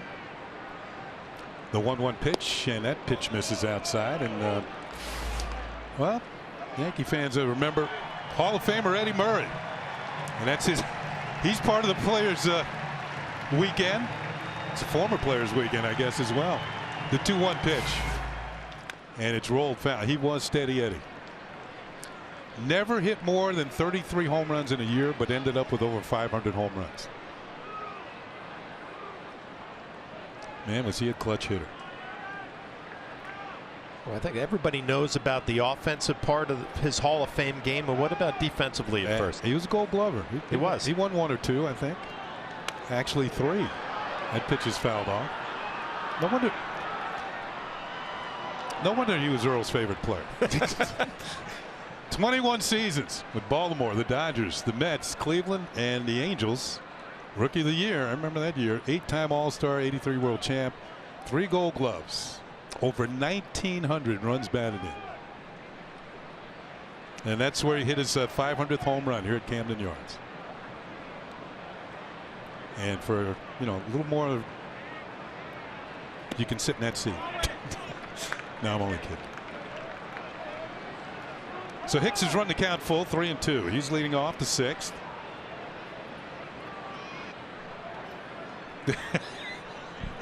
Guy paid the price. He's sitting in Eddie Murray's seat. The payoff pitch, and Hicks fouls it back just below us, and the count remains full of 3-2. And we're going to look at home run number 500. Now remember, Eddie had been with the Orioles, left and came back.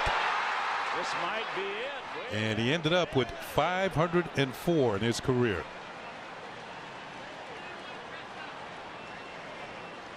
.500 homers. Who was that pitcher? Tim Belcher? Might have been. Ball rolled to the right side for VR. Gets a good hop. Throws the first quickly as Hicks hustling down the line. And there's one out here in the 6th. Was it Tim Belcher? Is he in your book too? No, I caught him, so I kind of recognize that delivery. Oh, okay.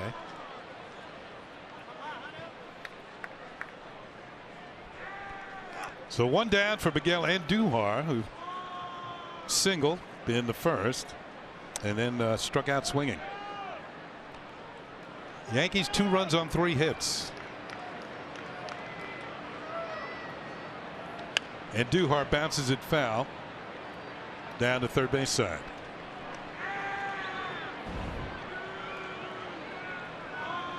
Knocking on the door, 300, getting close.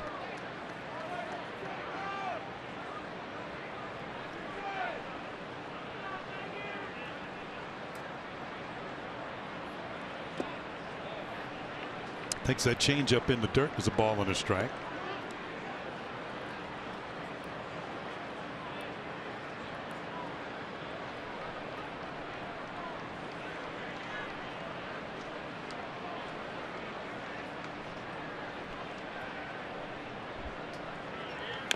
Another foul ball at the plate, and it's 1-2. Well, congratulations to Miguel Andujar on being voted the Montefiore Doing More Player of the Week. 7 for 21, 2 doubles, a home run, and 7 runs batted in. You get the feeling he's going to win that a few more times. Oh, yeah. Cobb ahead on the count, deals the 1-2 pitch. He wouldn't chase, and it's 2-2. Well, Cobb has really only made that one mistake to Luke Voigt, the 2-run home run. The pitch count at 91. Last time out, that complete game against Cleveland, he threw 100 pitches. in the 9 innings.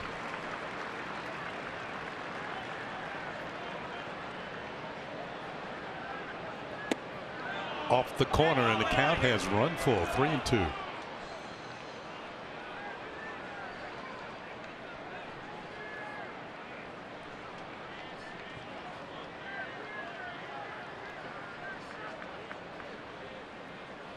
Here's the payoff pitch, and it's fouled off by Andujar.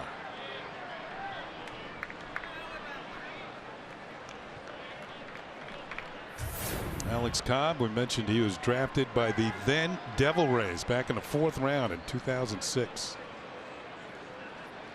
For his career, 52 wins, 50 losses. Once again, the 3-2 pitch, grounded to the right side.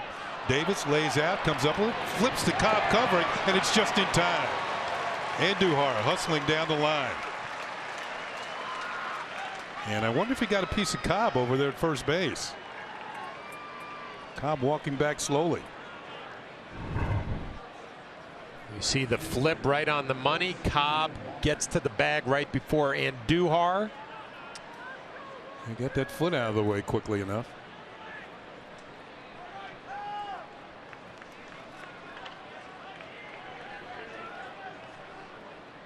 Maybe he did get a piece of him.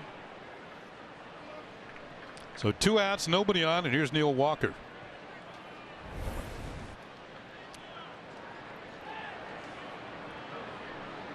Walker struck out in the first, singled, and scored in front of the home run by Voit in the 4th. That pitch is in there for a strike.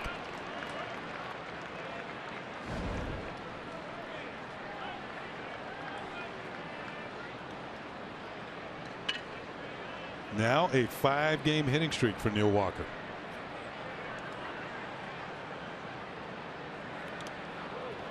That was a 55-footer.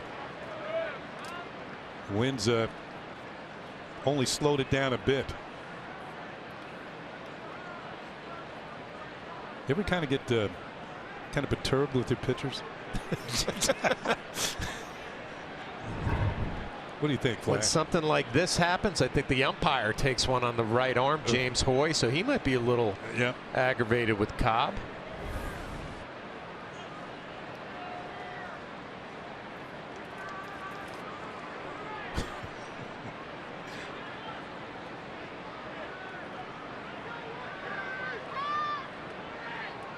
The 1-1 pitch, and it's fouled off. Remember the umpire Ken Kaiser? Sure. Yeah. Kai's pitcher wanted a new ball, so Kaiser threw him a ball. He didn't like that one either. He threw it back. Kaiser took all the balls out of his pouch and rolled them out to the mound. Take your pick. Oh my goodness, he was something. Here's the 1-2 pitch, and Walker spoils this one, fouls it off. I was catching on the last day of the season. I was with the Tigers, so it must have been 94, 95. Palmeiro was going for a milestone home run, like 400 at that point. And Ken Kaiser said, "John, we're going to make sure he gets that home run today." You believe that? He told you that? Yeah. It was the last day of the season? Yep. And first pitch came in, I had to go out and talk to the pitcher and just kind of regroup a little bit. And I went back behind the plate, and I said, "Ken, I can't play along with this one."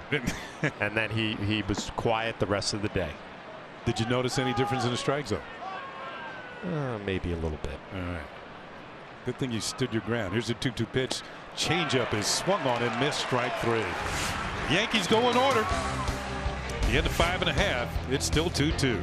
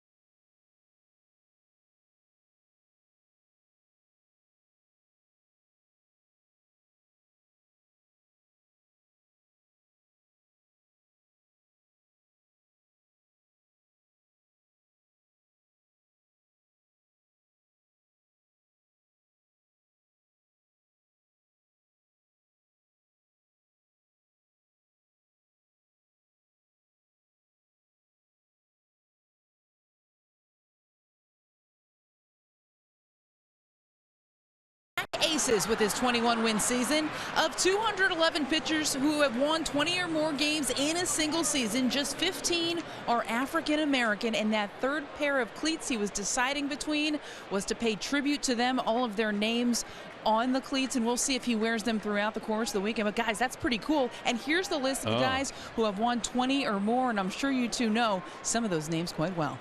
Yeah, you got Bob Gibson, Ferguson Jenkins, Hall of Famers. Vida Blue, he was no fun. And it looks like CC's gone back to he's changed his cleats. Now, guys, those are the Thundercats cleats. Big Thundercats fan. Why am I drawing the blank on the Thundercats? The cartoon? It's a cartoon. I think it might have been created into a movie. I'm really out of it. Yeah, okay. Yeah, I've been watching the wrong TV stations. Here's Chris Davis. The Black Aces. Now that's pretty cool. That's cool. Yeah. Mudcat Grant's on that list. The 0-2 pitch. Tried to check his swing. Davis goes too far and is struck out. Al Downing won 20 games, huh? Yeah, he did. And Kenny, two seasons he had 19 wins, and he actually knew Grant. So the fact that he was able to do that, Grant reached out to him and congratulated him. But before that, he said, "You have to join the club. I know you can do it. You'll get there. You'll get there." And until it's all said and done, till today, he's had 3 seasons where he has had 19 wins, and then he had that 121 in 2010. Yeah, some of the older pitchers on that list. Don Newcomb with the Brooklyn Dodgers. One year he went 27-7. Here's Beckham. And he'll take a pitch for a call strike. Sad Sam Jones. I can't remember which team he won 20. I think it might have been with. I don't think it was the Cubs. They weren't that good. He pitched for several teams.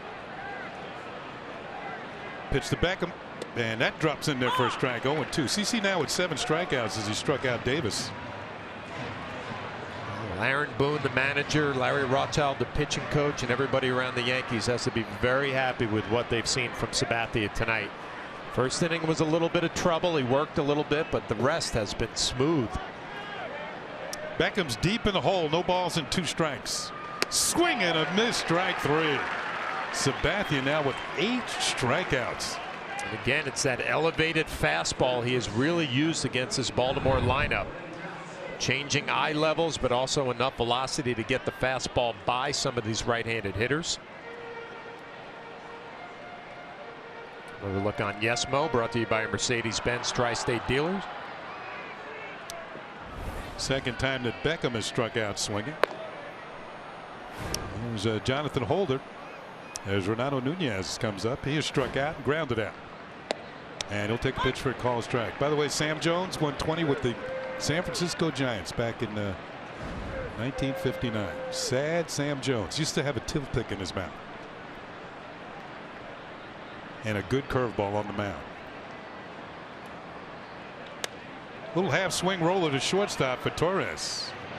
He throws the first at CC with a quick 1-2-3 6th inning. It's on to the 7th in a 2-2 game.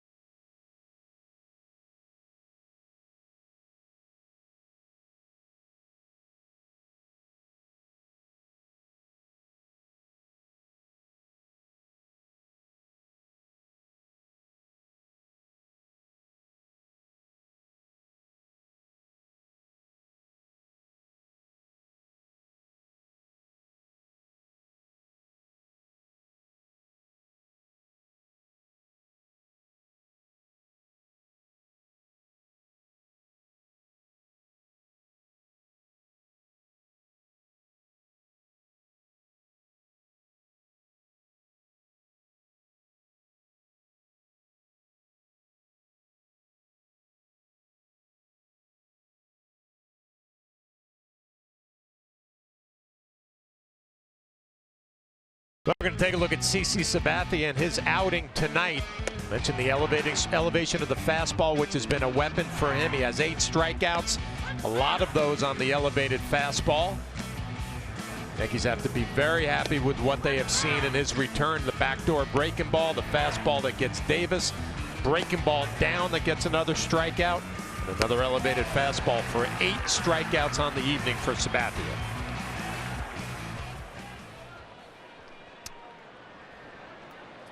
We're back for the top of the 7th. It's going to be Gleyber Torres, Luke Voit, and Austin Romine. They're going to face a new pitcher in Mike Wright Jr. who takes over for Alex Cobb. Now, in between innings, Cobb was in the dugout. He was kind of looking at his pitching hand, and I wonder if that had anything to do with him coming out of the ball game. Well, the pitch count was kind of where it was at last time with the 100 pitches. The Cadillac scoreboard, we're all tied up at 2 in the top of the 7th. Torres walked in the 2nd, fly ball to right field in the 4th.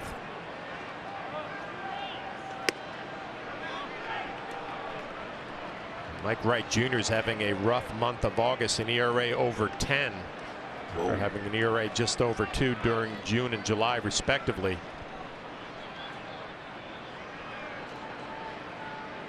Two-1 to Torres. Misses away.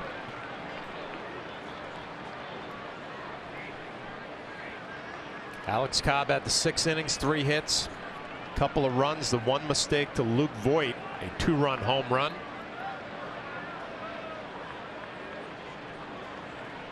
Three-1 to Torres. Poured in there for a strike. Orioles have used Wright in various roles. He tried him out as a starter, but now he's working out of the bullpen. Good swing, fouled straight back. Torres starting to get it going a little bit. 100 pitches for Alex Cobb. 3 walks, 6 strikeouts.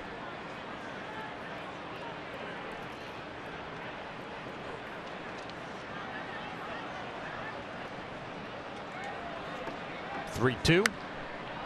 Popped up. Left side of the infield. Looks like it's going to be Nunez. 1 down. Well, we're going to go back to the 4th inning where Luke Voit, his first home run as a New York Yankee, and we're going to look at it StatCast, which is powered by AWS. Powered over the wall, 403 feet, 107.4 on your dial. Sweet music to Luke Voit and the Yankees.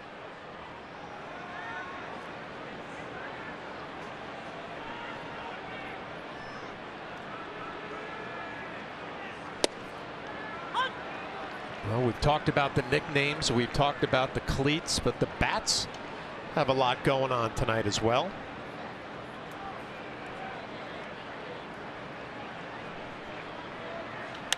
Luke Voit be another base hit for him, so whatever bat he's swinging tonight, I'm sure he's going to hold on to it. 2 for 3, 2-run home run. That's a patriotic bat, isn't it?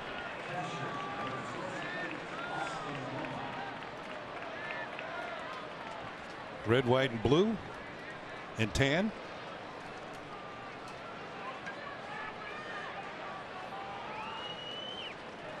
Well, manager Aaron Boone giving Voit an opportunity, and it's paying off. Yankees only have 4 hits. Voit has 2 of them. Bring up Austin Romine. He's 0 for 2, a strikeout and a pop out.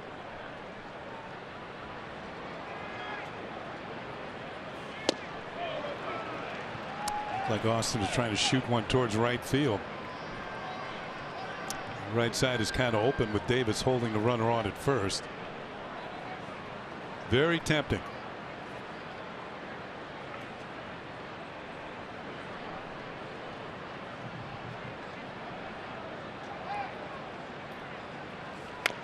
Slap the other way.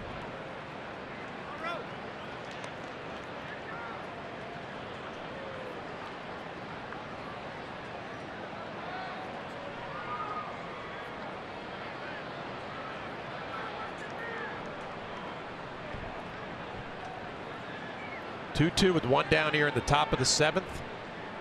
Both starting pitchers bringing their A game tonight. Romine hits a ground ball to the left side. It'd be Beckham. He can't come up with it. Probably going to be an error on the shortstop for Baltimore. Beckham, and the Yankees have something going here in the 7th. Yeah, it's going to be an E6. Looked like Beckham was trying to be too quick, getting the ball on the second base to VR. Instead, on the transfer, never got a grip on it. And both runners are safe. You know, one thing, a staple of the Orioles over the years, their defense was exemplary. I mean, when you have players like Brooks Robinson and at third base and Manny Machado, then you have Mark Belanger, Cal Ripken at short. Mike Bordick took over for him. Bordick, excellent fielder. Bobby Grich at second. Richie Doward, excellent fielders. The Orioles have made something like 80-something errors this year. That is their 86th error. They're down near the bottom. Yeah, Buck had his nickname jersey on, but he's replaced it with the pullover that we're used to seeing him wear during the games. Ronald Torreyes with a chance here in the 7th inning. First and second, one down. Fouls it straight back.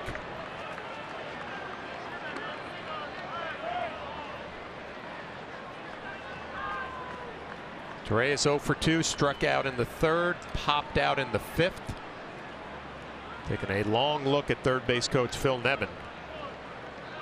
There's those 86 errors that Kenny was talking about.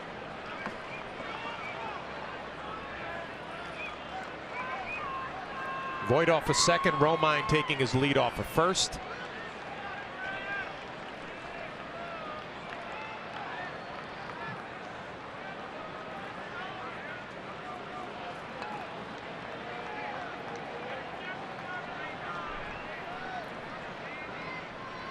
Wright Jr. comes set. Slap foul. Phil Nevin makes a nice play in the third base coaching box. Yeah, I was talking about Baltimore and their Gold Glove fielders. I don't know if this is still true, but I think it was the Orioles and the Yankees are kind of running 1-2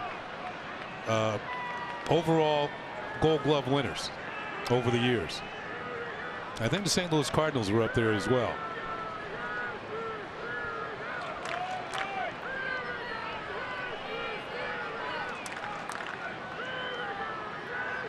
1-2 to Torreyes, slaps it the other way. Jones on the run, can't come up with it.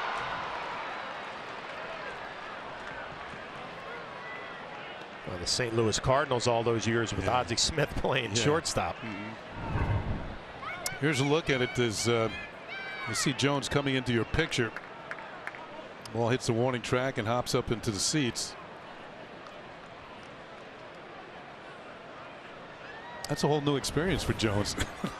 Never had to worry about any walls, right, down the sidelines? No, not at all.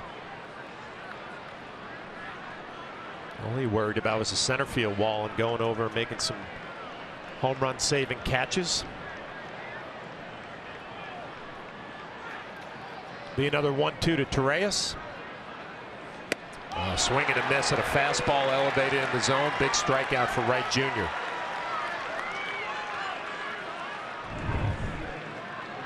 You see the target from Wins, it's up, and that's exactly where he puts the ball. And Torreyes can't get on top of it. Now, how many times have you seen swings and misses on these elevated fastballs tonight? With 2 down, will bring up Brett Gardner. A couple of ground balls to second base, a fly ball to center field his last at bat. 0 for 3.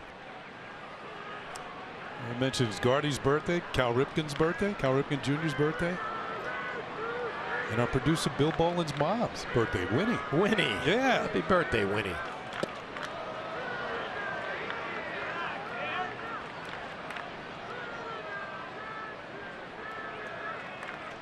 It's just a number of famous people born on this day.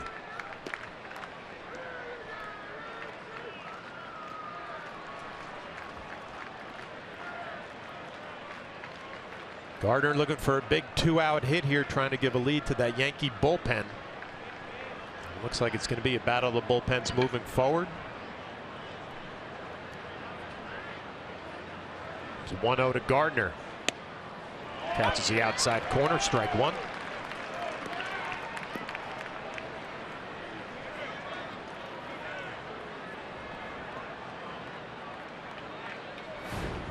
David Robertson looks like he's ready to go in the Yankee pen.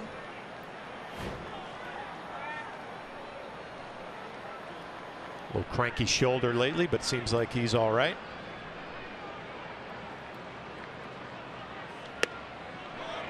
Just misses. There's that elevated fastball again from right. Gardner wouldn't chase and took it out of the strike zone. Yep, too high. Plus he had a good way of ducking it too.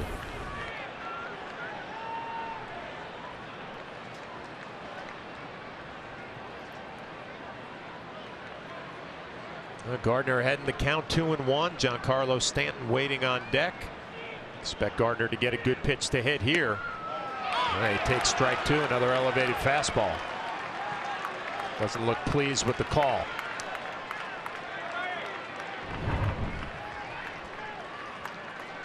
Kind of similar to the last pitch. Yeah, that one dropped in there. A little cut, yeah, a little cut fastball. Yeah, 91 miles an hour. That's not his best heat.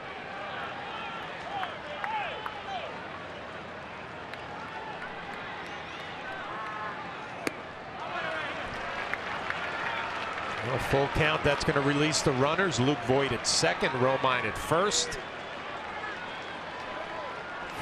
Giancarlo Stanton waiting on deck.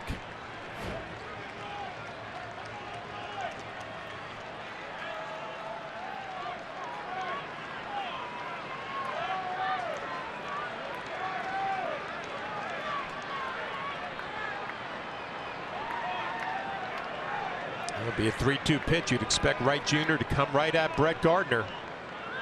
Runners take off. Little cutter down and in, down the line. Davis makes a nice play. Flips to Wright Jr. And Baltimore gets out of the 7th inning with no damage. But Davis, who's having a tough year at the plate, made a couple of nice defensive plays tonight. Going to his left, lays out, and the good flip. We're still tied at 2.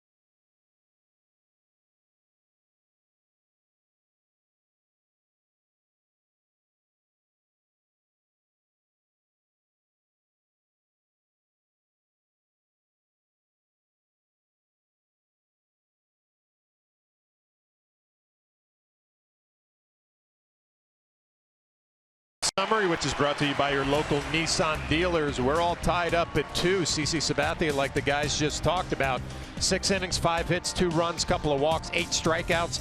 Alex Cobb had a good outing his last time against Cleveland, followed it up with 6 quality innings here, couple of runs, 6 strikeouts. Luke Voigt, first home run as a New York Yankee, 2-run shot. Chris Davis, a 2-run single with 2 outs against Sabathia.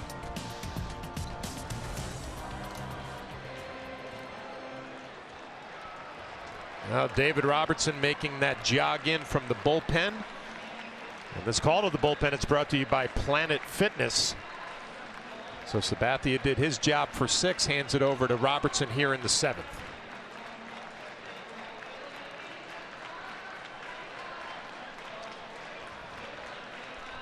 Well, D-Rob, as we mentioned, Meredith asked manager Aaron Boone before the game in his press conference in the dugout about his availability tonight, and Aaron Boone said he's good to go.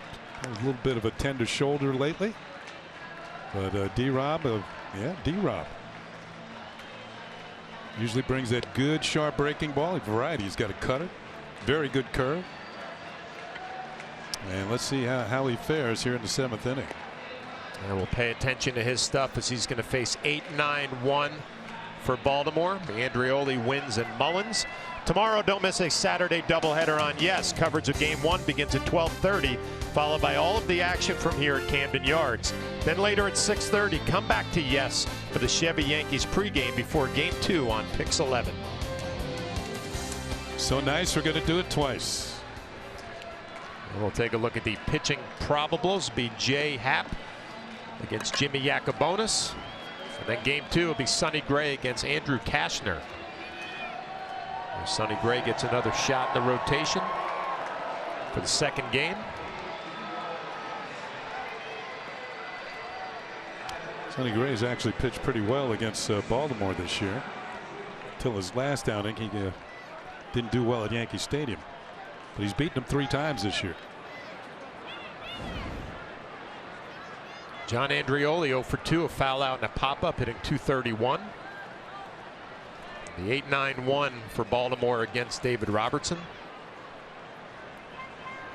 And our Cadillac scoreboard all locked up at 2.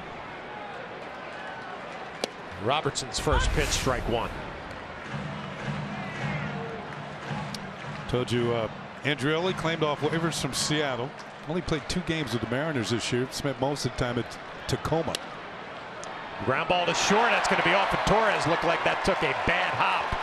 Caught him maybe in that left wrist. Looks like he's in pain. That ball was hit hard, and is it the thumb or the wrist that got it? Let's take another look. Andreoli scorches this one. Looked like Torres had it lined up. Yeah, just at the base of the thumb. His ball came up on him. How'd they score that one? The ball was hit hard. Looked like a bad hop as well. That's going to be an E6. I think because he had it squared up. So Andreoli at first can run. I mentioned he spent most of the year at Tacoma. We'll bring up catcher Austin Wins. A couple of ground outs. See what manager Buck Showalter's thinking here as David Robertson is going to check on Andreoli. Orioles played an afternoon game on Wednesday in Toronto. Andreoli picked up his first stolen base.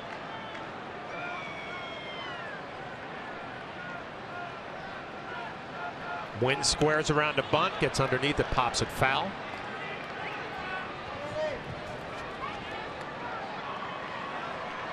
Third base coach Bobby Dickerson.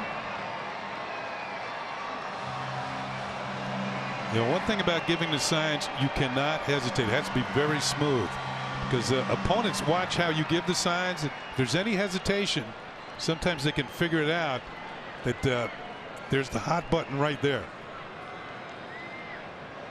See if Wins is bunting again. He is, and he takes strike 2. Robertson quickly ahead in the count 0-2. Now, I've heard that a lot of third base coaches will stand in front of a big mirror and actually practice giving the signs, trying to make them look smooth.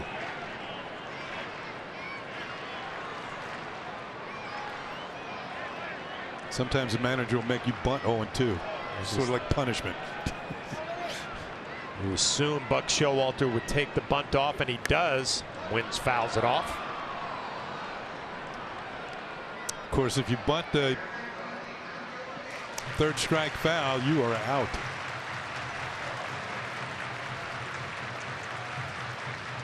Well, it looks like the velocity right where we expect it to be with David Robertson is about 90, 91, maybe 92.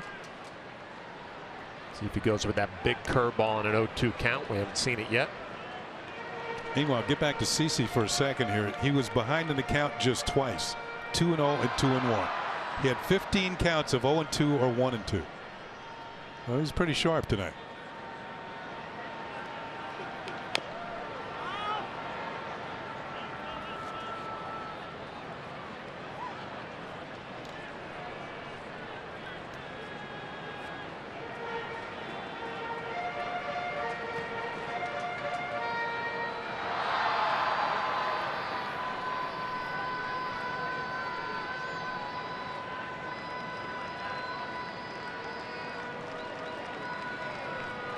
We'll do it again. Another 0-2 pitch from Robertson.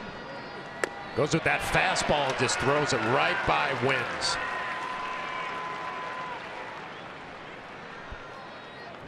Well, looks like everything's in working order for Robertson as he just blows this one by Wins. Yet another elevated fastball. And Wins is headed back to the dugout. Well, with one down, to bring up Cedric Mullins. Had a base hit. He struck out in the second, walked in the fifth. Robertson's going to pay attention to Andrioli.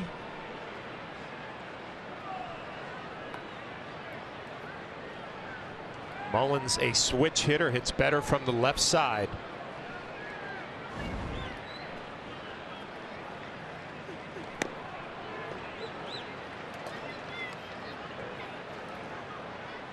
Well, the situation right here, this count, it just makes you think about a hit and run. Mullins at the plate can put the ball in play. Andrioli runs pretty good. You have a tie ball game. Not running. Another fastball misses off the plate. This might be a good count to do something here. You got a speedy runner at first. I guess a decent contact hitter at the plate. You always try to think along with the manager. Andrioli not running as Mullins takes a strike. The reason why I thought that, because he had Wins trying to bunt.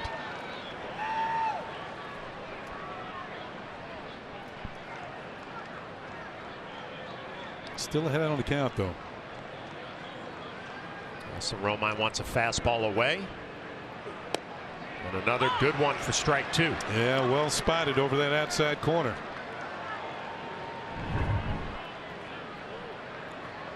Boom, right to the glove. Kenny, I'd say David Robertson looks just fine to me.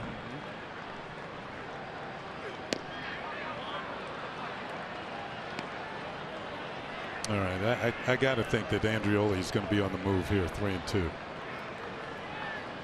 If nothing else, just to try and stay out of the double play. Trusting a young hitter in Mullins to put it in play or take ball four. There goes Andrioli. Chopped right in front of the plate. Tough play for Austin Romine. Spins and delivers a strike. Nice play by Romine.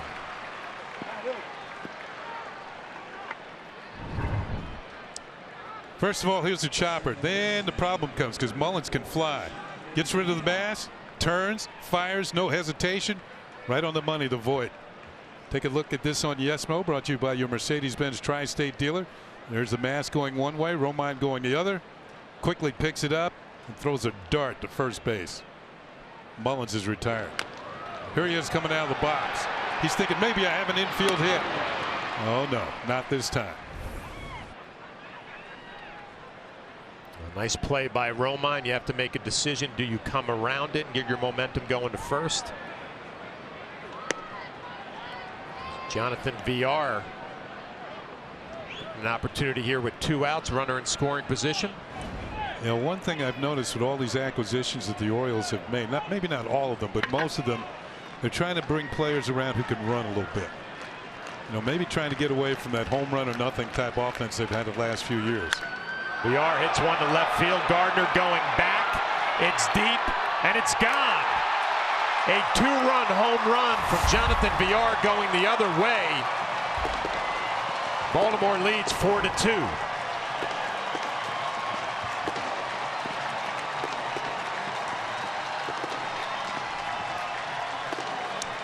Well, there's still enough home runs in their offense as Villar touches one off. That's his 4th home run of the year.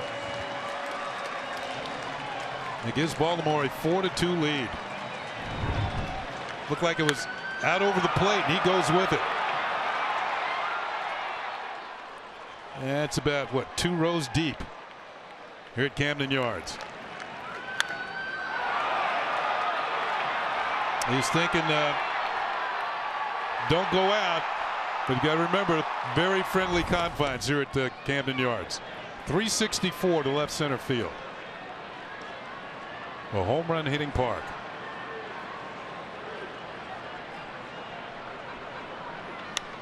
Adam Jones drills one down the left field line. Foul ball.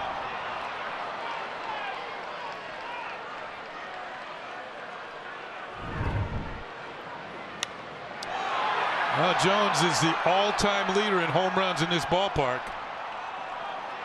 And he knew that had too much left turn to it. He's hit 144 career home runs here.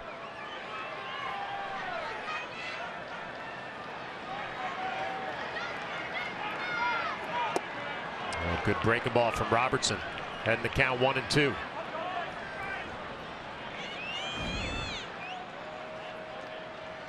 Jones 1 for 3, had a single in the 3rd.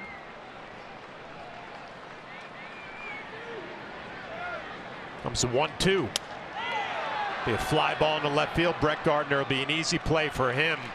But the damage is done. The big swing of the bat from Jonathan Villar going the other way against David Robertson.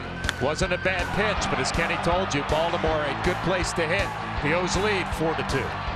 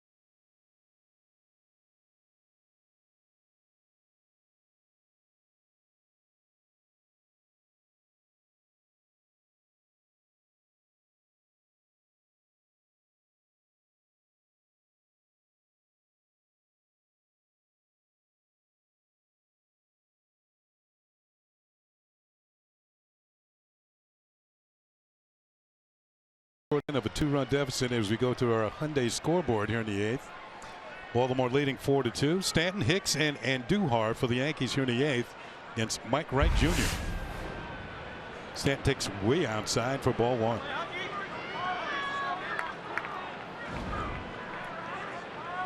Couple of walks tonight and a fly out to right field for Stanton.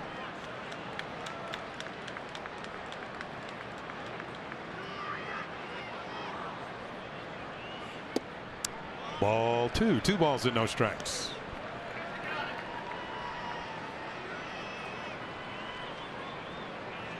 Yankees need at least 1 base runner to make it interesting. And a 2-0 pitch. Stanton takes ball 3. 3 balls and no strikes. We told you at the beginning of the game, Stanton sitting on 299 career home runs. Is that Paul Fry out there in the bullpen? Here's a 3-0. And that is in there for a strike, 3-1. Well, Baltimore really has not wanted any part of Stanton. A couple of walks, but with a 2-run lead, do they go right at him here, 3-1? Ball 4, and for the third time tonight, Stanton has drawn a walk. And he's on with nobody out to bring up Aaron Hicks, as Buck Showalter's going to go to the bullpen. That's going to be it for Mike Wright Jr. When we come back, we'll have a left-hander on the mound.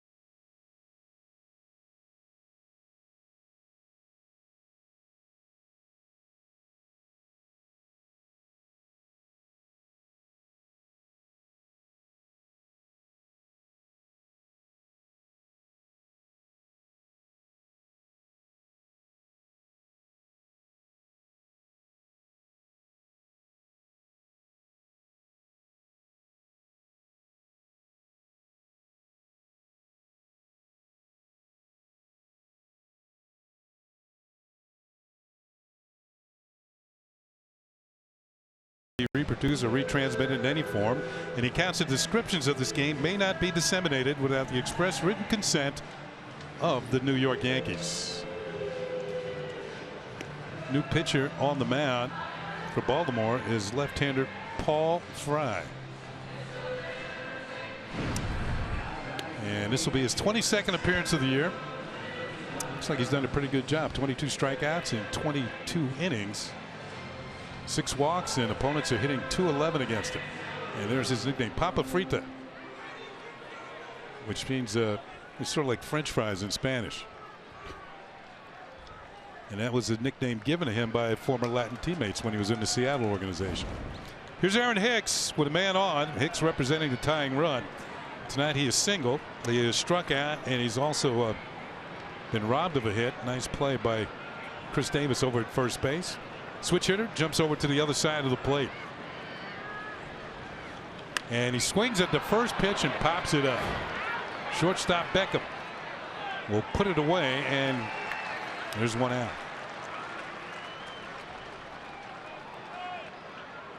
So Hicksy is retired, and it'll bring up Miguel Andujar, who's had a hit in 3 trips.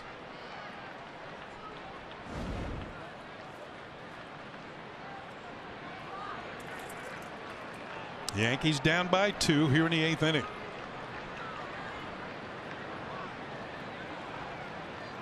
Low and inside, gets away, but Stanton does not advance. Ball almost hit Andujar. Take a look at Wins behind the plate. Kind of clanks it off of his glove, but is able to hustle it up a little bit. And Stanton with that hamstring, not aggressive on the base paths, but this is a big at bat for Andujar here against the lefty Fry. Switch hitting Walker on deck. Buck Showalter would love to have him hitting from the right side, but it gives Andujar an opportunity against a left-handed pitcher. Ball is a broken bat looper towards center field. It's going to drop in for a base hit. Stanton advances 90 feet, stops at second, and Andujar has another multi-hit game. He leads the Yankees in that category. And he's among the league leaders as well. That is his 41st multi-hit game, a broken bat single into center field. Well, obviously hits the ball with a lot of power, the doubles and the home runs, but he's also a good hitter with a good path towards the pitcher. He gets jammed, breaks his bat, but gets rewarded with a base hit. So now the Yankees have the tying runs on base and bring up Neil Walker, who's had a hit in 3 trips. He's also scored one of the 2 Yankee runs. Another switch hitter jumps over to the other side of the plate.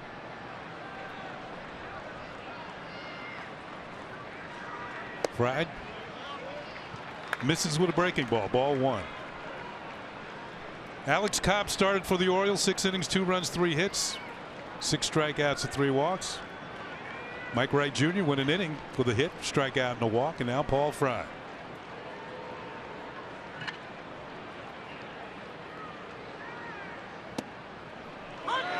Walker didn't think so, but it's called a strike. That's Michael Givens. Hard throwing right-hander up in the bullpen for Baltimore. And the Yankee pen is busy as well.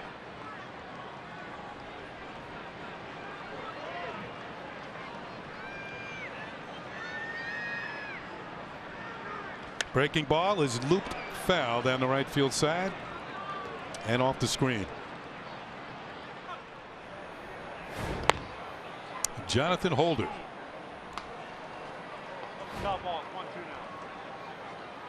Holdy.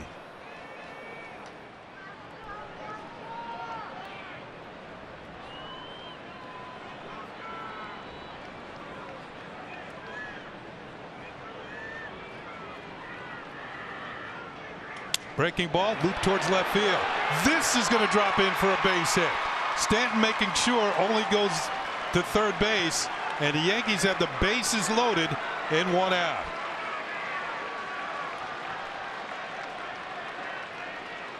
So back-to-back broken bat singles. Another breaking ball in on the hands, and Walker just fights it off. Stanton kind of has to hang in there. A couple of broken bat hits and a walk, and the Yankees are all set up here in the 8th. So second hit of the night for Neil Walker, and we're going to have a new pitcher coming in out of the Orioles bullpen with the bases loaded and 1 out. Here comes Michael Givens.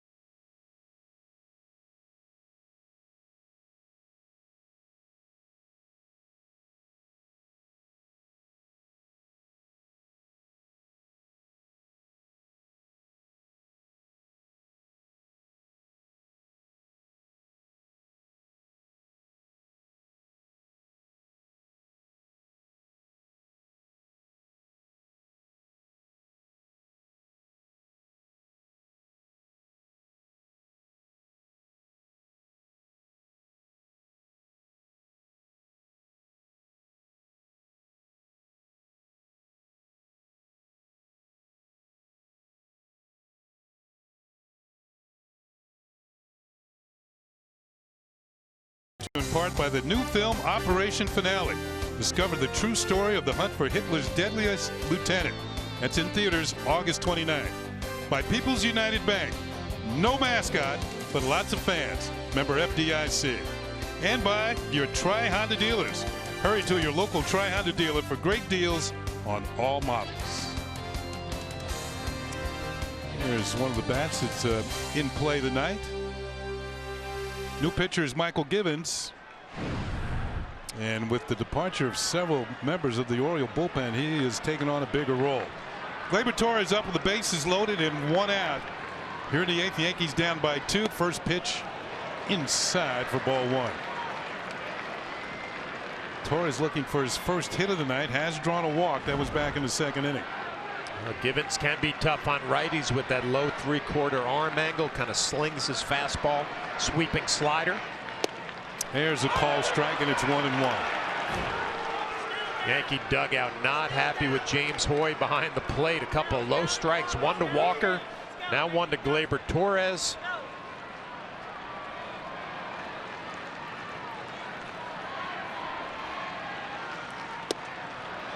That is low, and it's 2 balls and a strike. Wow, 4 for 41 with the bases loaded. 4 for their last 41 with the bases loaded.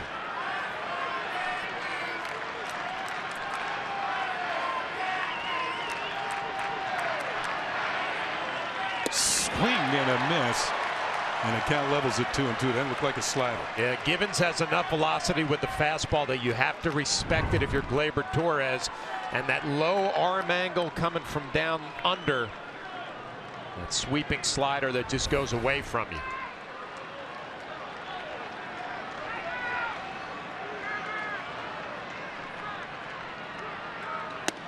Inside.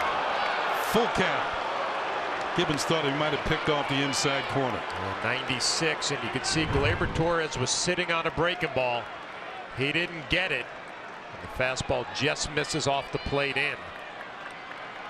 Full count. Here comes your payoff pitch. And little looper towards right field. It's going to be in there for a base hit.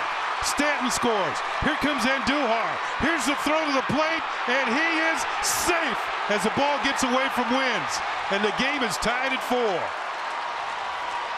Gleyber Torres comes through with a loop single to right field that drives in 2 runs.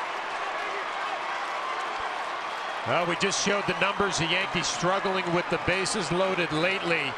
But Gleyber Torres, an impressive at bat against a tough right-on-right matchup with Givens. It's another fastball. It runs in on his hands, and he just blocks it off the other way. Adam Jones playing right field, a pretty good throw. But Wins behind the plate can't come up with it clean. A little short hop. It's a do-or-die play for a catcher. Can't come up with it, and the Yankees tie it up. Here's Luke Voit. And he'll take a pitch inside for a ball. Voigt's had a good night.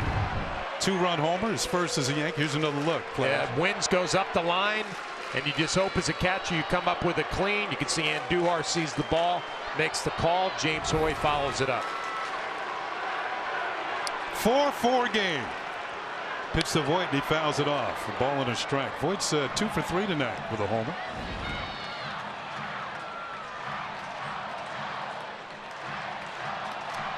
Luke Walker now at second base. Gleyber Torres at first.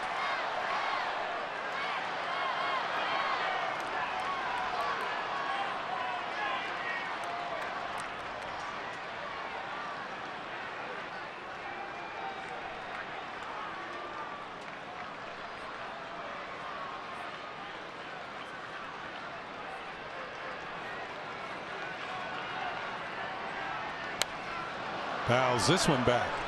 A ball and 2 strikes. You know, good swing there from Voit. You can tell his confidence is up. Having a big night. A 2-run home run, a base hit, and a good pass right there. Just fouls it off. Good look from the side. Just a hair late. The 1-2. Broken bat just in front of Phil Nevin on the ground ball. He's going to have to get a new piece of lumber. Was that the bat that was yeah, he broke the bat with the stars and stripes on it.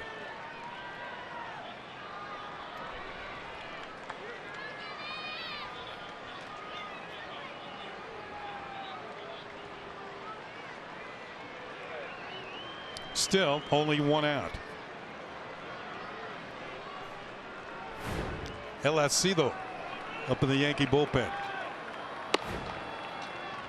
Foul back. Voit hanging tough. Yankees had 3 singles and a walk this inning.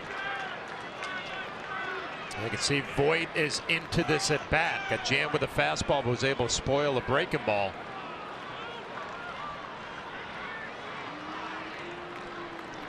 All 3 singles hit by the Yankees. Not really struck well, but they got the job done. Swing and a miss, strike 3. Givens strikes out Voit for out number 2.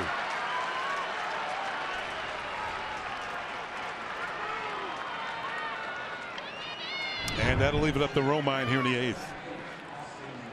Yeah, Voit still lets it fly, even on a 2-strike count. A little life on that fastball, and just a little bit late.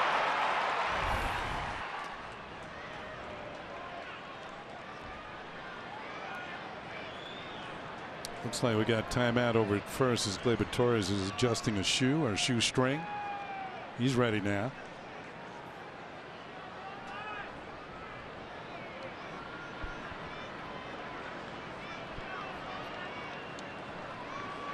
Romine's looking for his first hit. He's 0 for 3. Reached on an error last time up. Inside for ball 1.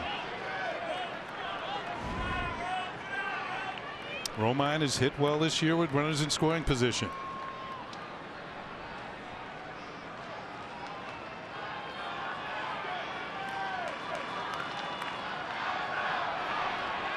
Throw to second. And Walker's back easily.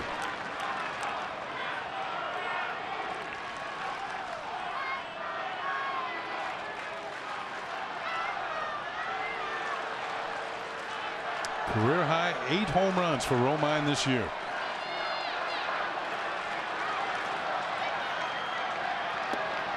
Ball 2. Ball rolls away from Wins, doesn't get that far.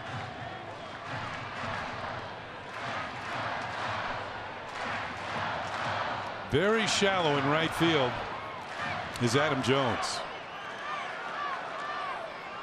Anything struck with authority towards that gap in right center might get by him.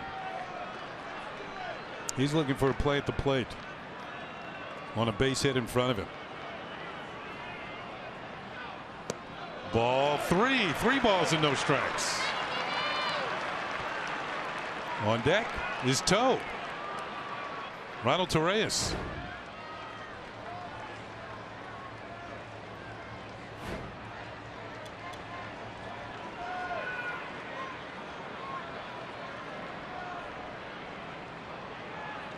There's a call strike. 3-1. If you're Austin Romine, now you get selective 3-1. You're in the driver's seat. Take a look at the 3-0 take and another questionable call with a pitch that's down out of the strike zone. Man, come on. Here's the 3-1. And it hits the bat. And the count is now full of 3-2. Well, that'll give Walker and Torres runners on base a head start, 3-2 with 2 outs.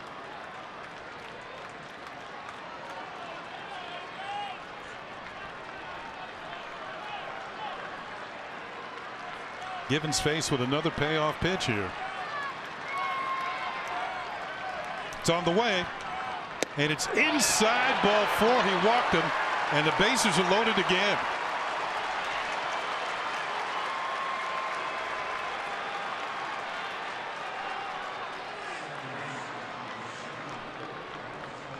Ronald Torreyes becomes the 8th Yankee to bat this inning. And the Baltimore bullpen's going to get started once again.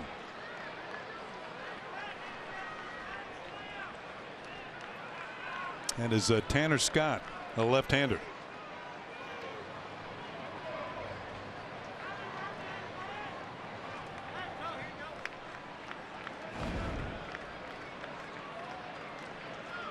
Givens, despite the fact he strikes out a lot of batters, he walks a few too. He's had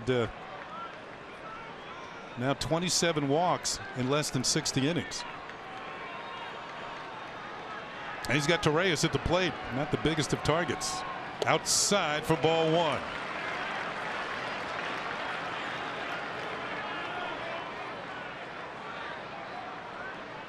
Well, we're used to seeing with Torreyes, usually it happens within the first couple of the pitches of an at-bat.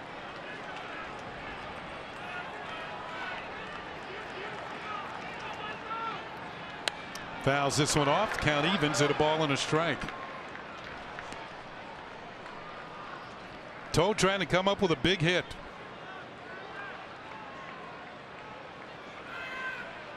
Bases loaded, 2 outs. Yankees have already scored 2 to tie it up here in the 8th inning.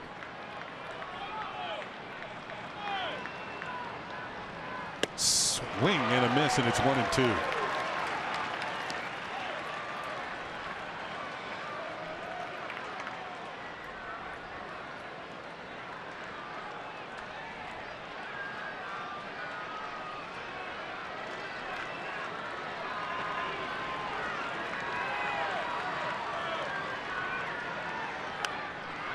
Toe hanging tough, fouls it back.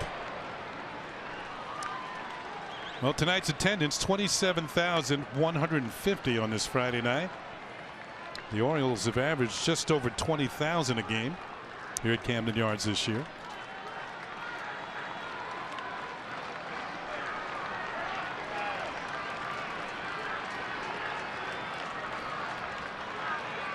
Fouled off once again by Torres. Outfield is very shallow, with the exception of Andreoli and in left field, who's moving a few steps towards left center. Mullins and Jones about as close as you can get. 1-2 pitch off the end of the bat. Went with a slider. Torres just got a piece of it.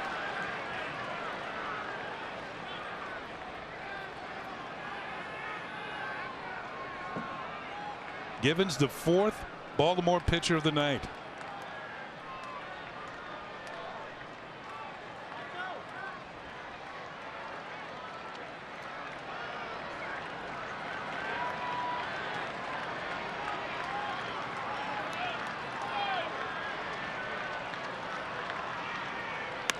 Ball is popped up.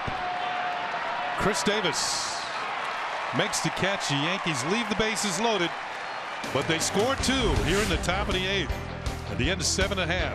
It's the Yankees 4 and the Orioles 4.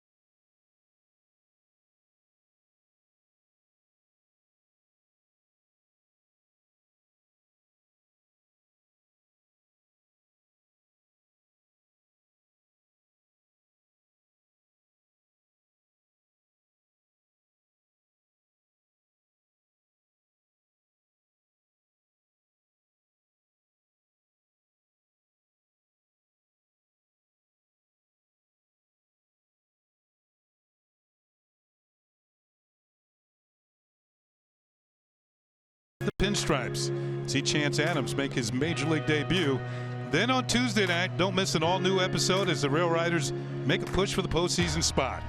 It's only on Yes.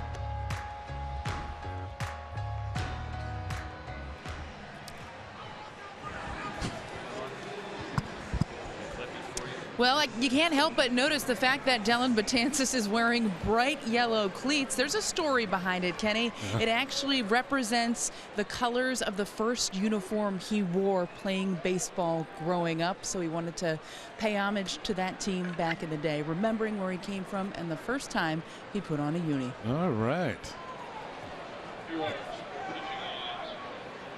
Black laces on the right shoe and yellow laces on the left shoe. He'll be facing Trey Mancini here in the bottom of the 8th, and the first pitch is in there for a call strike. The nickname on Betances' back is El Acido, which loosely translated means somebody who gets something done.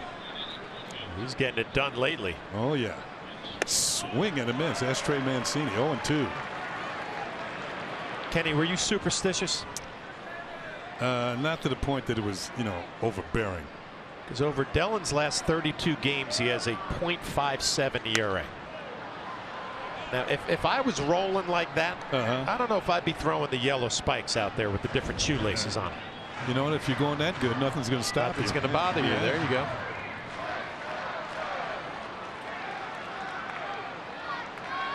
The 0-2 pitch. Whoa, that just missed. 1-2. Mancini, Davis, and Beckham for the Orioles here in the bottom of the 8th inning on our Hyundai scoreboard. We're all tied at 4.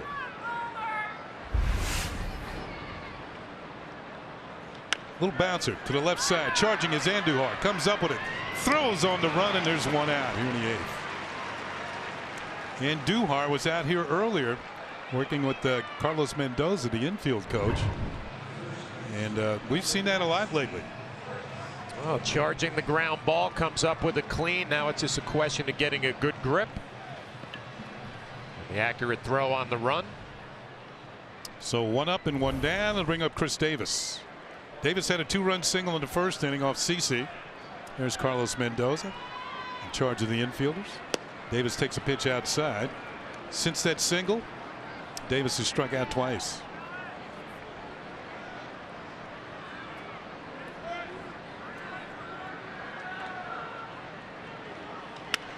Little looper down the left field line, and this is going to fall fair.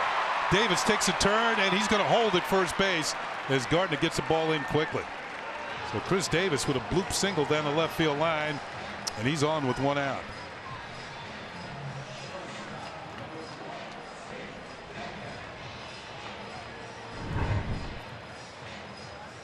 Well, Davis gets jammed. The only question, would it be fair?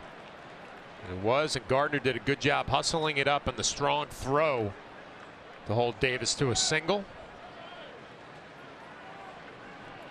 Fastball right down the middle just beats him. Here's Beckham. 0 for 3 with a couple of strikeouts. Ground ball towards the middle into center field for a base hit. Davis turns at second. Hicks comes up with it, and Davis will stop right there. So back-to-back base hits with 1 out for the Orioles here in the 8th inning. Well, Beckham not wasting any time hunting that first pitch fastball, is able to get on top of it, drive it right back up the middle.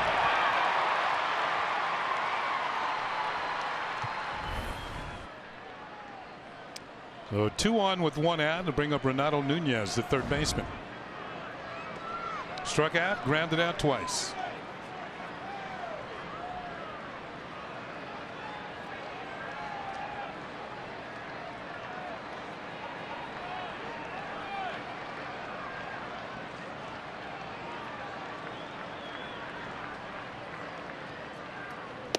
There's a call strike from Betances.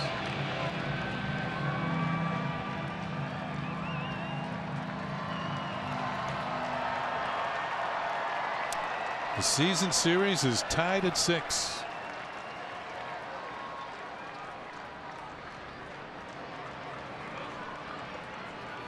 Foul ball, and it's 0-2.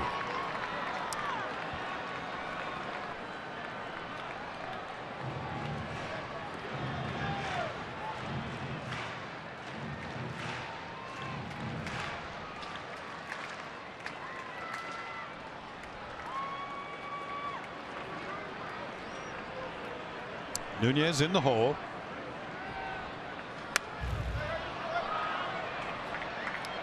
Well, the fast pitch speed analytics is sponsored by Fios by Verizon.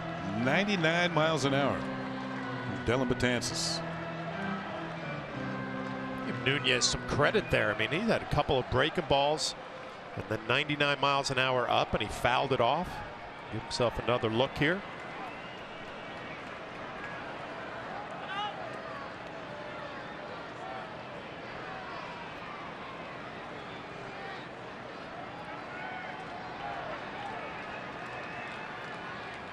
Swing and a miss. He got him.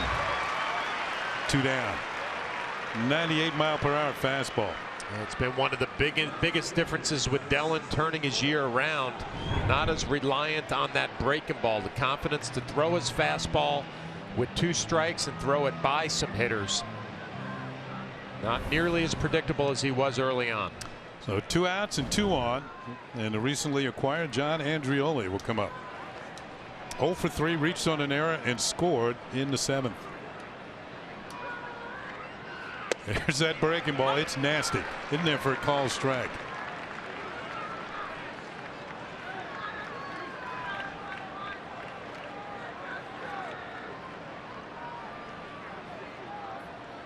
Think he goes to it again, Flash? He's got options now. He's confident with the fastball. There it is. Over the corner. 0-2.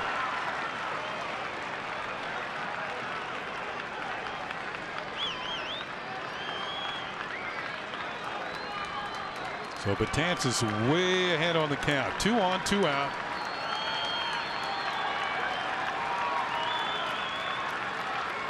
Swing and a miss. He got him. El Asilo gets it done. Couple of strikeouts. Baltimore leaves 2 on here in the 8th. It's on to 9th in a 4-run, 4-4 game.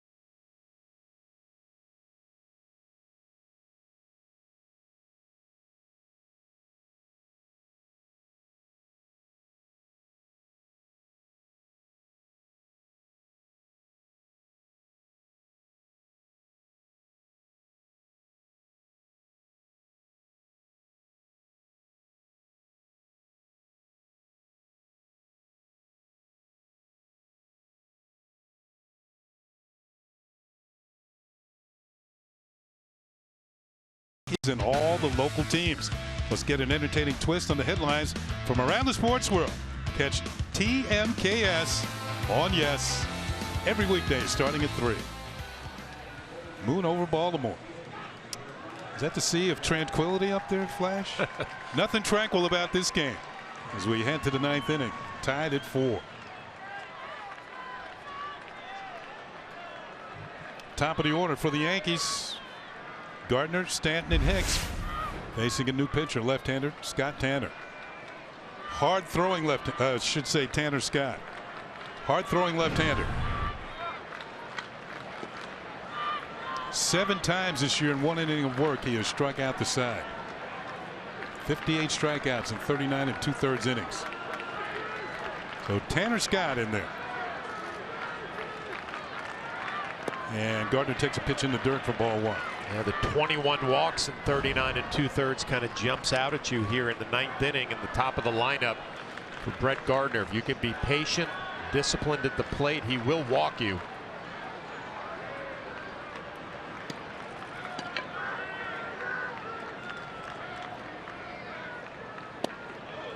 A ball and a strike.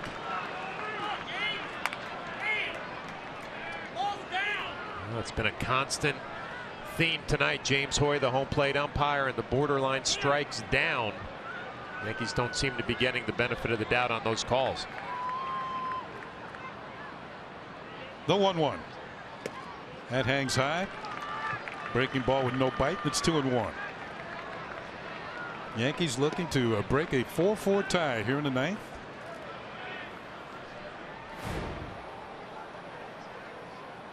Greeny. Chad Green up in the pen.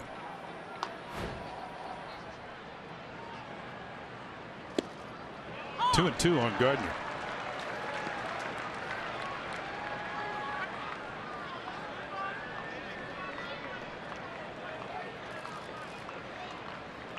Gardner trying to work his way on for Stanton. Tough pitch and a fastball count. It looks like a breaking ball that might have been away. You got to know your umpires. 2-2. Foul ball. We've seen some umpires in the league have very tight zones. They make the pitchers work for every single called strike. Then there's the others. You get a ball, half a ball off the home plate. James Hoy seems to fall into that second category.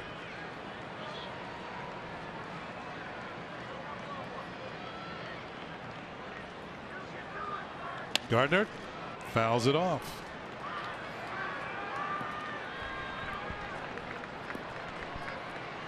You see Brett Gardner's approach left on left with a pitcher who has high velocity in Tanner Scott.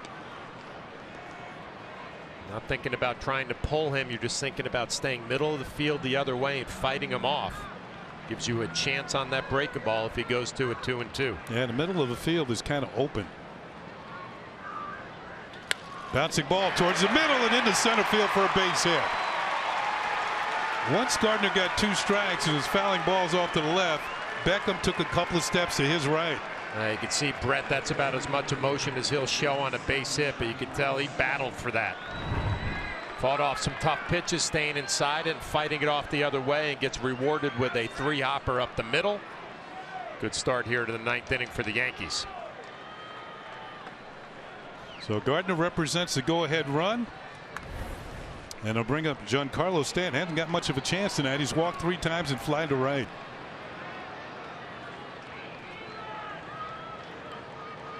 And he'll take one in there for a call strike.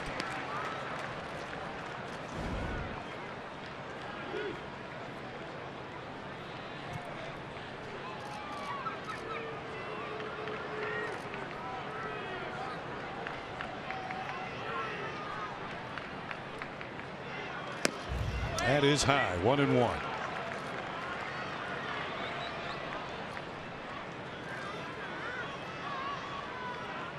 Stanton riding an 8-game hitting streak.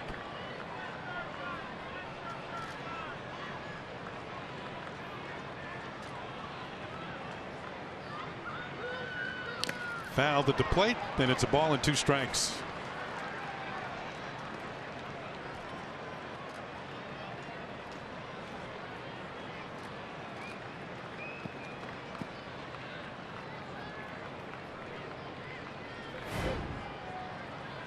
But Stanton up as you would expect. The outfield is deep. Just about straight away.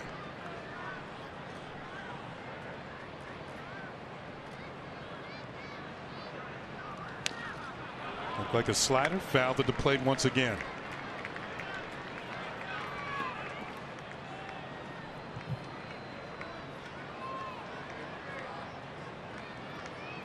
As we've mentioned all night, Stanton sitting on 299 career home runs.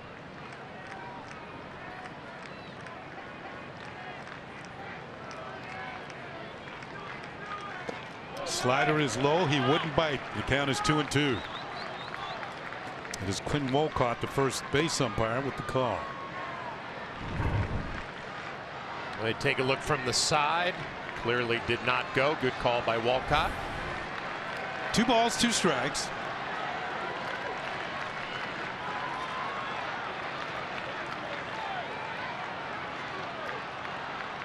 Here's a throw of the first base, and it's blocked by Davis.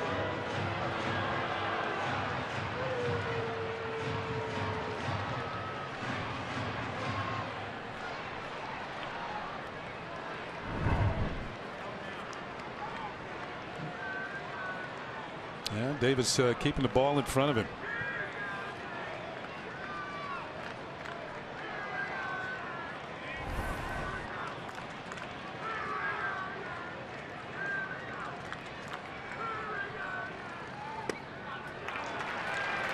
Full count. Do you send Gardner? I do, and it just looked like Tanner Scott did not even want to throw over there on that that pickoff attempt. And if you're Brett Gardner, just make sure, obviously. But Stanton's been so good lately. Wouldn't mind seeing Gardner on the move.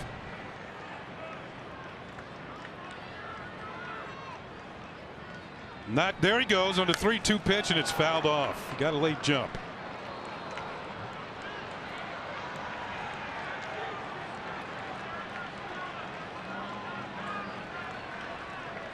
Gardner with 13 steals this year, been caught just one time.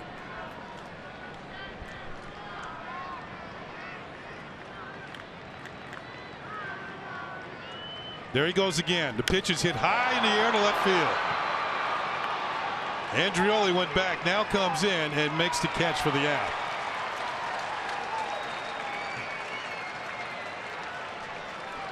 Well, we're going to take a look at the pitch by pitch for Tanner Scott to Giancarlo Stanton. Fastball, strike one. Fastball up, misses. They want to go up and in, it ends up down and in, foul ball. Breaking ball fouled off. Another breaking ball. Good check swing by Stanton. Off speed, misses. Fastball, really good swing, the one that you wanted to put in play, and then a little slider that Stanton just missed. Yeah, he did. This one kind of hung a little bit. Got underneath it. Here's Hicks with one on and one out. And that's a call strike.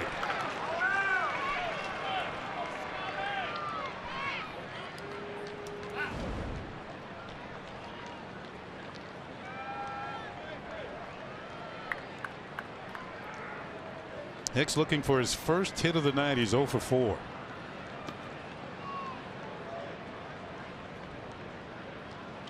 Hit hard right at Davis, steps on the bag, and it's a double play. So Hicks twice is lined out tonight. This one into a double play, and it's on to the bottom of the ninth. Tough luck hitting for Aaron Hicks. We're still tied at 4.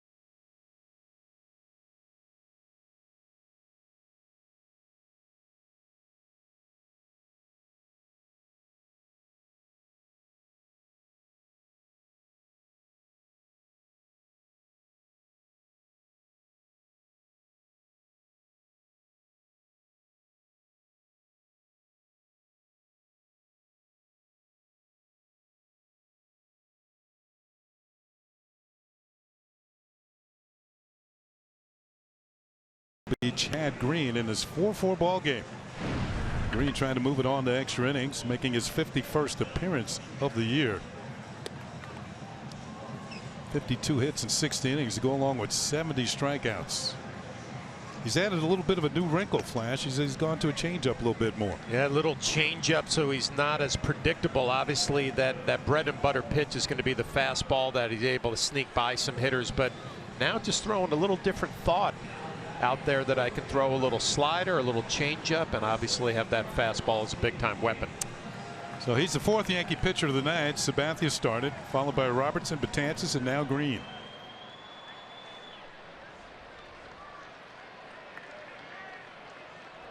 We've seen a lot of elevated fastballs tonight, and Green certainly possesses one of the best in the league.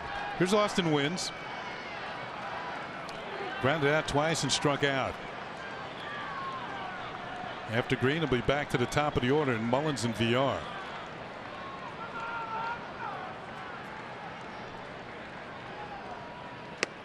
There's that elevated fastball, and it's in there for a called strike.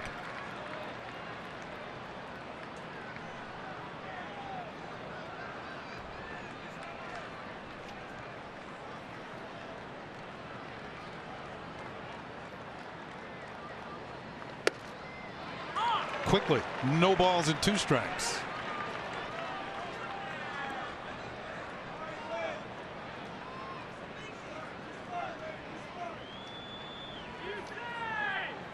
Tall, hard throwing right-hander.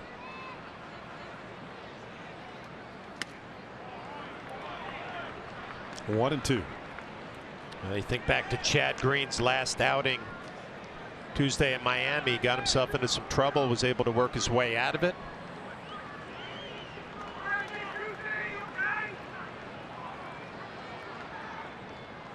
Ground ball to the right side for Torres. To his left. Throws out Wins, and there's one down. As we mentioned, now back to the top of the order, and Cedric Mullins. Mullins been on board twice. He's had a base hit. He's walked. He's also struck out. And was thrown out by Austin Romine at a number in front of home plate.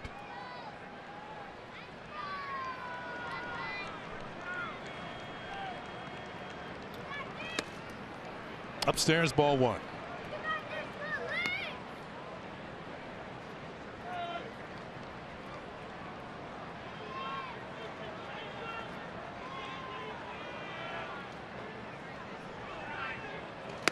Going to double your pleasure tomorrow afternoon here in Baltimore. We have a afternoon game that'll be on Yes, and then the nightcap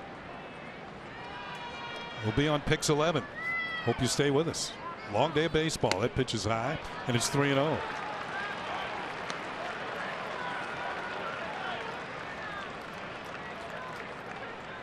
The two times that the Yankees have been to Baltimore this year, the weather's not nearly been this good. That pitch is in there for a strike.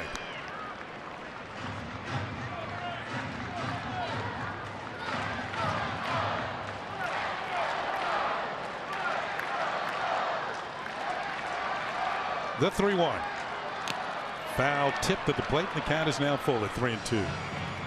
Yeah, a lot of rain in this area, a lot of flooding during the course of the spring and summer.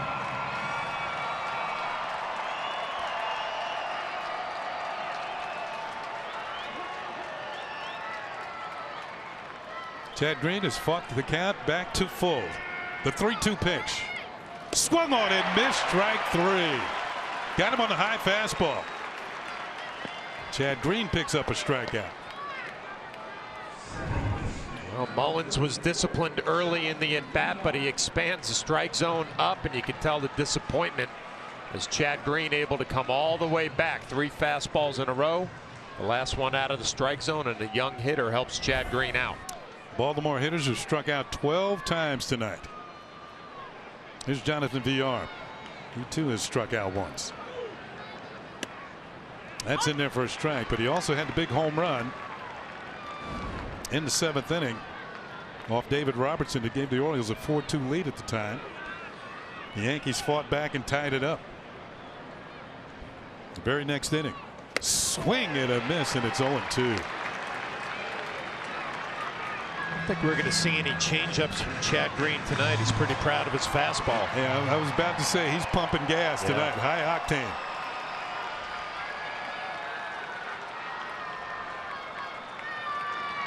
Here's the 0-2. Call, strike 3. He got him. Green strikes out a couple here tonight. On to extra innings here in Baltimore. It's on to the 10th in a 4-4 game.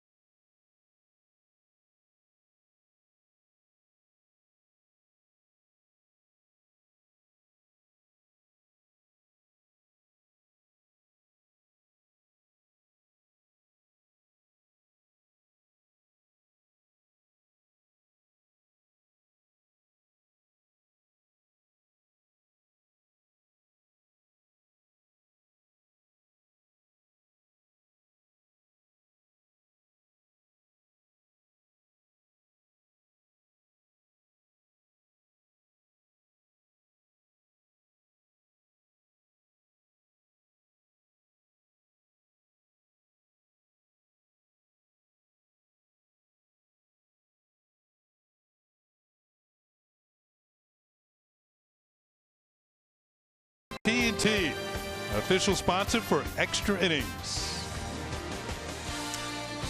Here's a look at the Inner Harbor, Baltimore, on a beautiful night, Friday night here in Baltimore. New pitcher for the Orioles as we go to the 10th inning, Cody Carroll, who came to Baltimore in the Zach Britton deal. And this is what he's done so far in an Oriole uniform. 8 games. He's picked up a loss. That was the Tampa Bay. He's walked 6 and struck out 3.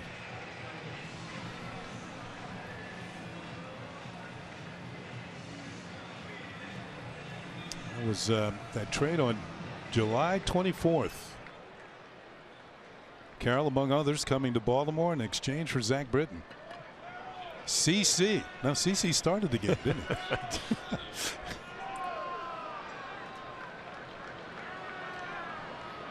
And Duhar will lead it off against Cody Carroll. And the pitch is outside for ball 1. And Duhar's had another multi-hit game. We mentioned it's his 41st of the season. He's among the league leaders in that category. A couple of singles, scored a run.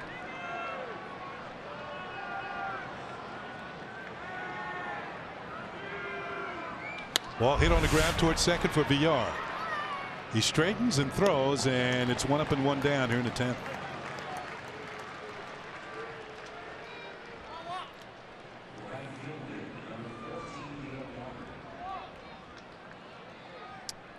Neil Walker's turn. And he is 2 for 4 tonight with a run scored. A couple of singles. Orioles employ the shift with Walker to the plate. Beckham moves to the right side of second base. Nunez the only one home on the left side. And the pitch is low. Ball 1 to Walker. On deck is Gleyber Torres.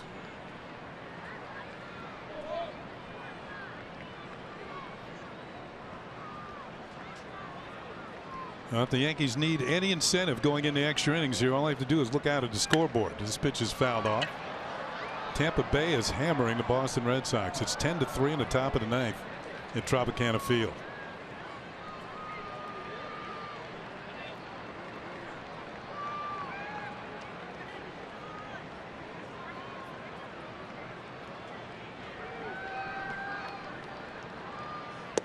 That is low for a ball, so tonight kind of looks like a nice night to gain some ground with a win. Well, you can't say enough about Kevin Cash and his ball club kind of hanging in there. I think they're 6 games over 500 now. Amazing. Look out, it's inside for a ball, 2-1.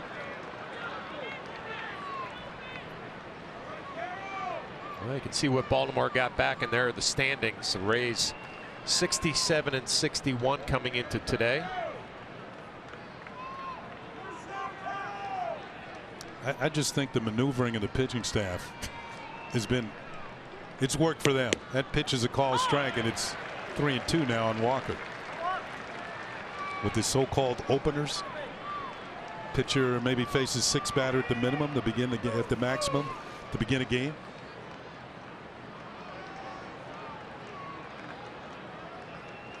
The 3-2 pitch, and it's pop foul. This is going to be over the Yankee dugout and back into the seats. You can see why Baltimore wanted Carroll back in that Britain trade, and it's a big arm, about 97, 98, and a big breaking ball. But like a lot of young pitchers that get to the big leagues, kind of all over the place, hasn't figured out the control at the major league level.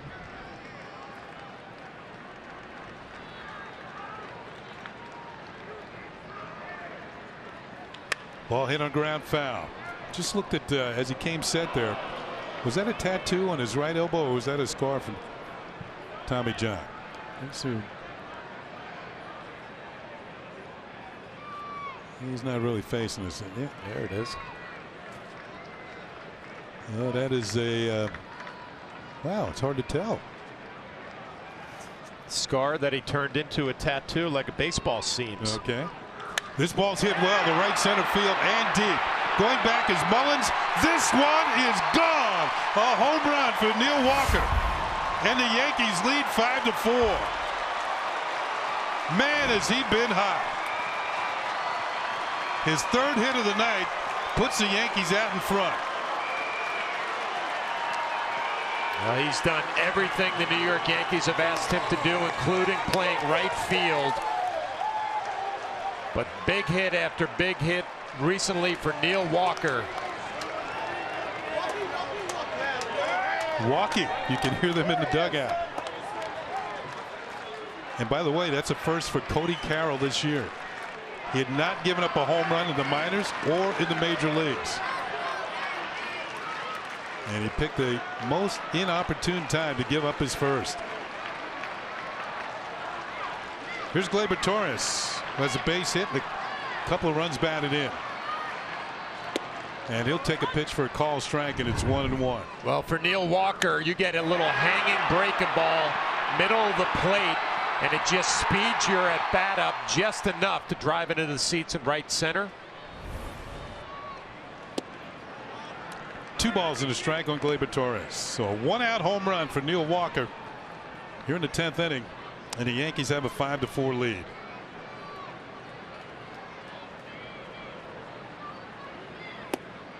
Ball 3. 3 balls and a strike.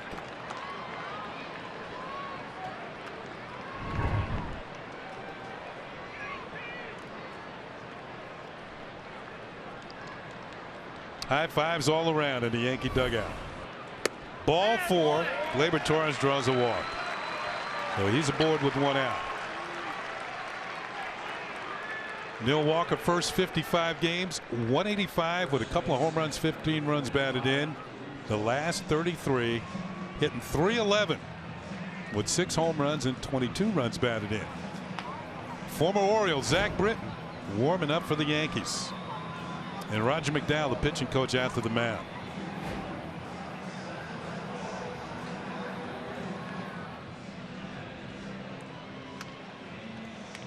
And he's trying to calm the young right-hander down.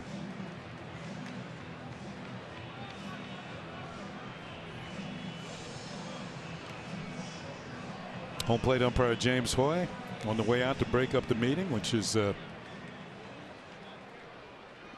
now over.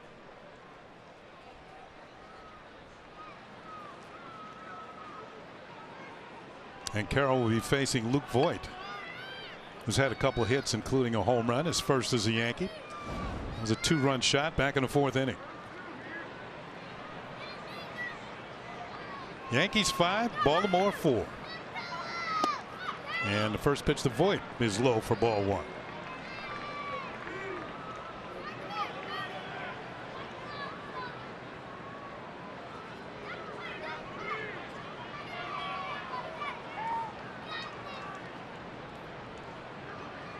Check swing, and it's ball 2. Gleyber Torres had a false start over at first base. It looked like he was thinking about stealing a bag, but slipped.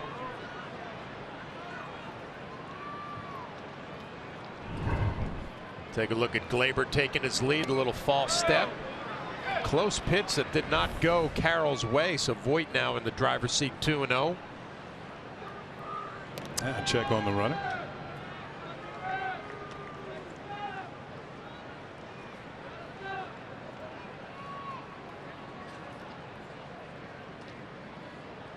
Torres 3 stolen bases in 4 attempts this year. Not going. Swing and a miss, and it's strike 1. Tell you what, Voit doesn't get cheated, does he, Flash? You love the attitude with the 2-0 count. Maybe that fastball just off the plate a little bit. It's pretty simple mechanically for Voit. Doesn't have a big leg kick. He takes strike 2, 2-2.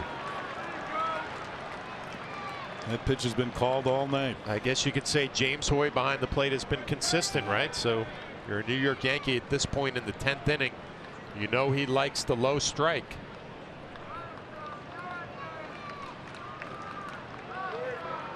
Torres is going. The pitch is outside. The throw to second is high and into center field. Torres gets up. He's on his way to third. Mullins bobbles the ball, and Torres will be safe. So that's going to be a stolen base and an E2.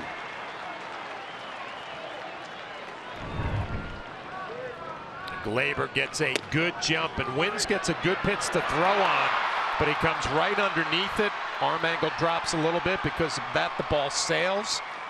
Torres in third base. That front side opens so quickly, and the arm just drops a little bit. You get underneath it. All right, so the Orioles are going to bring it infield in with a runner on third and a 3-2 count on Luke Voit.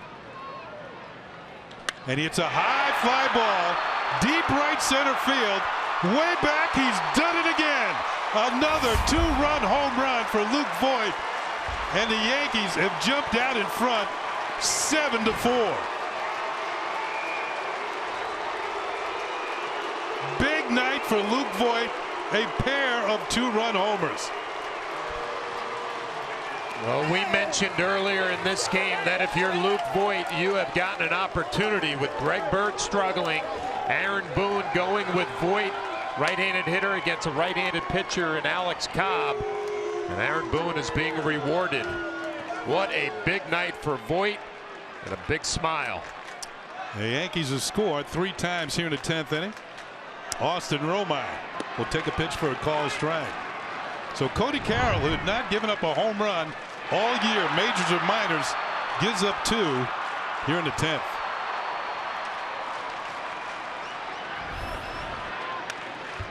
Fouled off by Romine, and it's 0-2. Well, how good does he feel tonight? Kenny, just thinking about the approach. He got a breaking ball from Cobb that he pulled into the seats in left center field. A fastball from Carroll out over, and he drives it to right center. He got some ball in the dirt, hit Wins. That's some big time power. Well, you like the approach, and you like the way the ball jumps off his bat. I keep saying it, but you love when a player gets an opportunity and takes advantage of it. Aaron Boone, a big smile on his face. A 3-run cushion for the Yankees now. Look at Didi playing cheerleader tonight.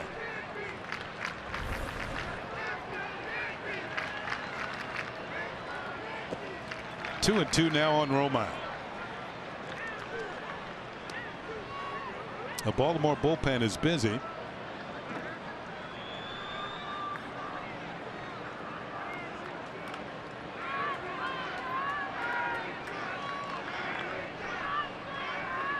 Little number foul off the bat of Romine. Romine tonight looking for his first hit. He has drawn a walk. He's 0 for 3, reached on an error in one of those at bats.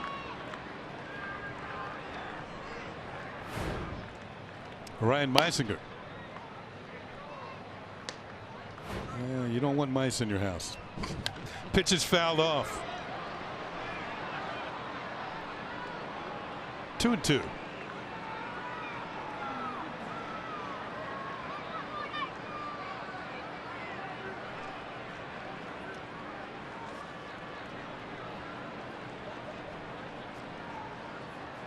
Cody Carroll touched up for a couple of home runs here in the 10th. Swing and a miss. Strike 3. Romine is the second out. The Yankees can hold on and win this one.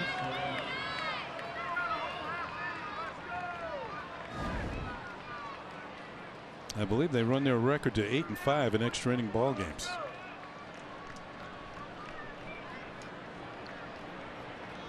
The Orioles would drop to 4-8. Here's Torres, who swings at the first pitch and pops it up. Who's going to make the play here? Nobody. The ball falls foul. That was a tough play for Wins. I think that was Chris Davis's ball. It was all Chris Davis, and that look says it all for Buck Showalter. His club has made 3 errors tonight, but this is a routine major league play. And where is Davis? I mean, Wins, that's all of 3/4 of the way down the line. Yep. It's not his play.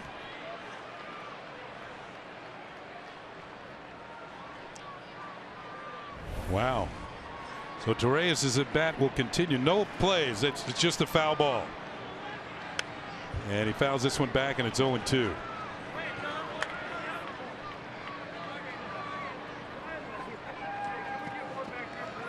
You know, if you're an opponent and you see a play like that, you say to yourself, we can't let that happen on our side.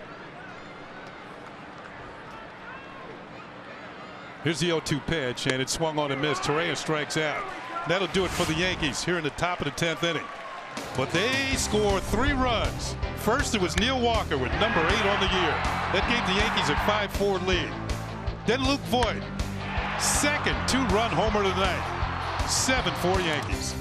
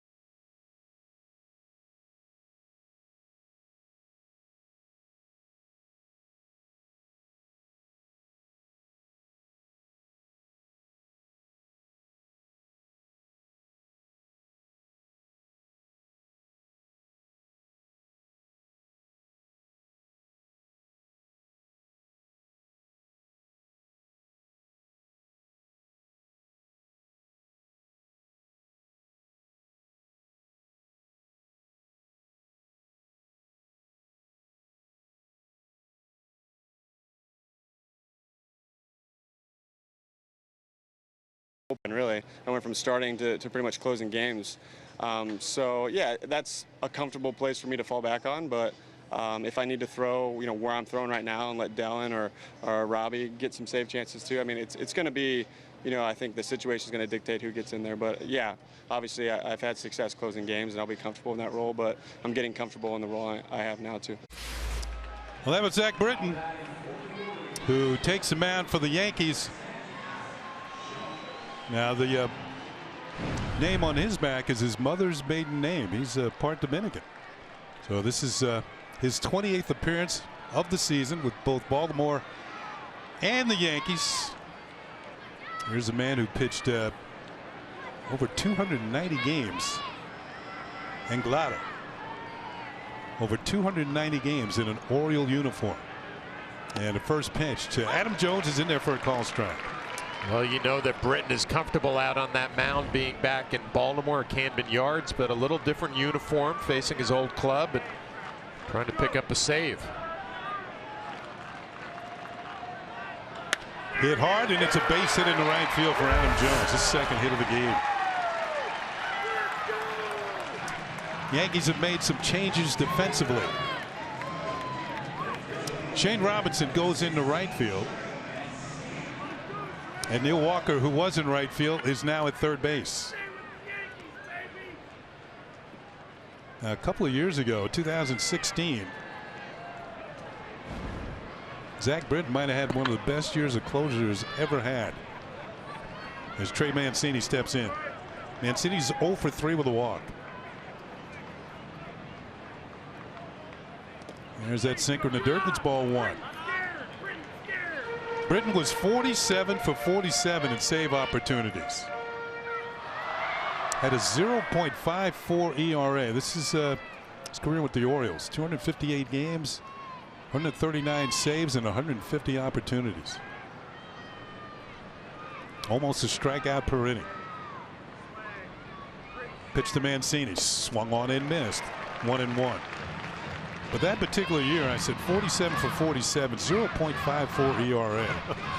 He gave up 1 home run all year, and that was to Mookie Betts, who's been known to hit a few.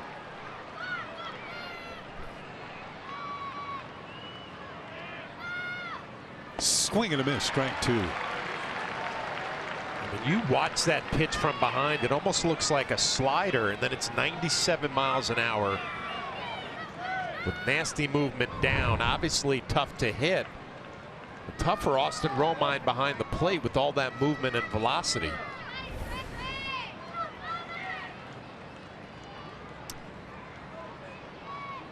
Britton's 1-2. Check swing. He didn't go, and it's 2 balls and 2 strikes.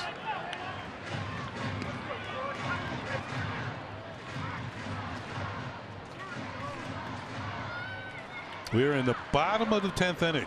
Zach Britton coming on, trying to pick up a save.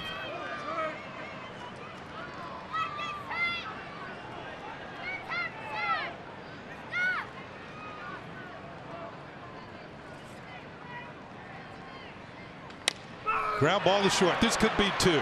Torres to Reyes to high throw the void. He has it. It's a 6-4-3 double play. Not only can Britton get strikeouts, he gets a lot of ground balls with that sinker. It's a big part of his game, Kenny. When you throw 97 and you have this type of movement, it's a double play waiting to happen as Mancini hits it hard, but right at shortstop. An easy play for Torres. Over to Torres. That's exactly what Zach Britton needed. Well, I saw Luke Voigt tonight hit his first 2 home runs as a Yankee.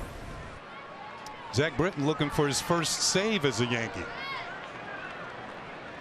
Here's Chris Davis, who's 2 for 4 with a couple of strikeouts. And he pops one foul out of play.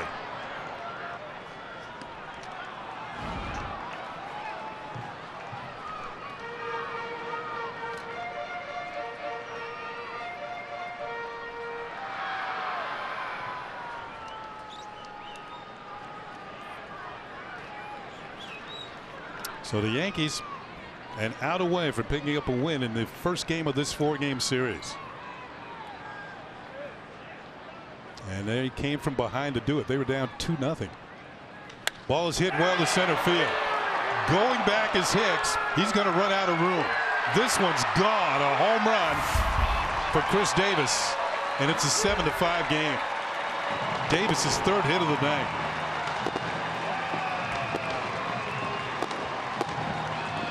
He might be hitting 163 coming into this game, but he's still got power. And since June 22nd, he's now hit 12 home runs. That's his 16th of the year. It's just surprising with Zach Britton and all that movement, but this one just kind of stays up a little bit out over the plate, and Aaron Hicks is going to run out of some room.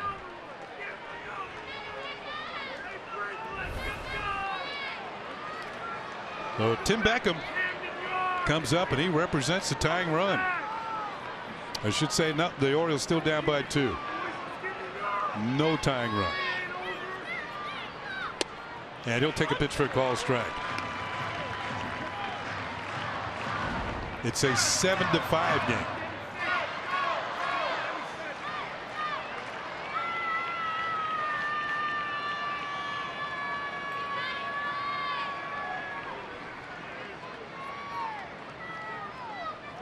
Ground ball to first. Voit has it over to the bag, and the ball game is over. Zach Britton does indeed pick up his first save as a Yankee. Voit picks up his first 2 home runs as a Yankee and drives in 4 runs. And the Yankees overall take the opening game of this 4-game series. They'll be back here tomorrow afternoon for the first game of a doubleheader. As this one, the Yankees pull it out, Flash. There's a lot to like about this game. Obviously, Luke Voit, his first couple of home runs as a New York Yankees, taking advantage of an opportunity. CC Sabathia solid in his return. Zach Britton comes in and picks up a save. Neil Walker does his thing. Yankees get a win. Good start to the series. So we'll be back to wrap this one up here at Camden Yards. Yankees take the opener by a score of 7-5. Big night for Luke Voit.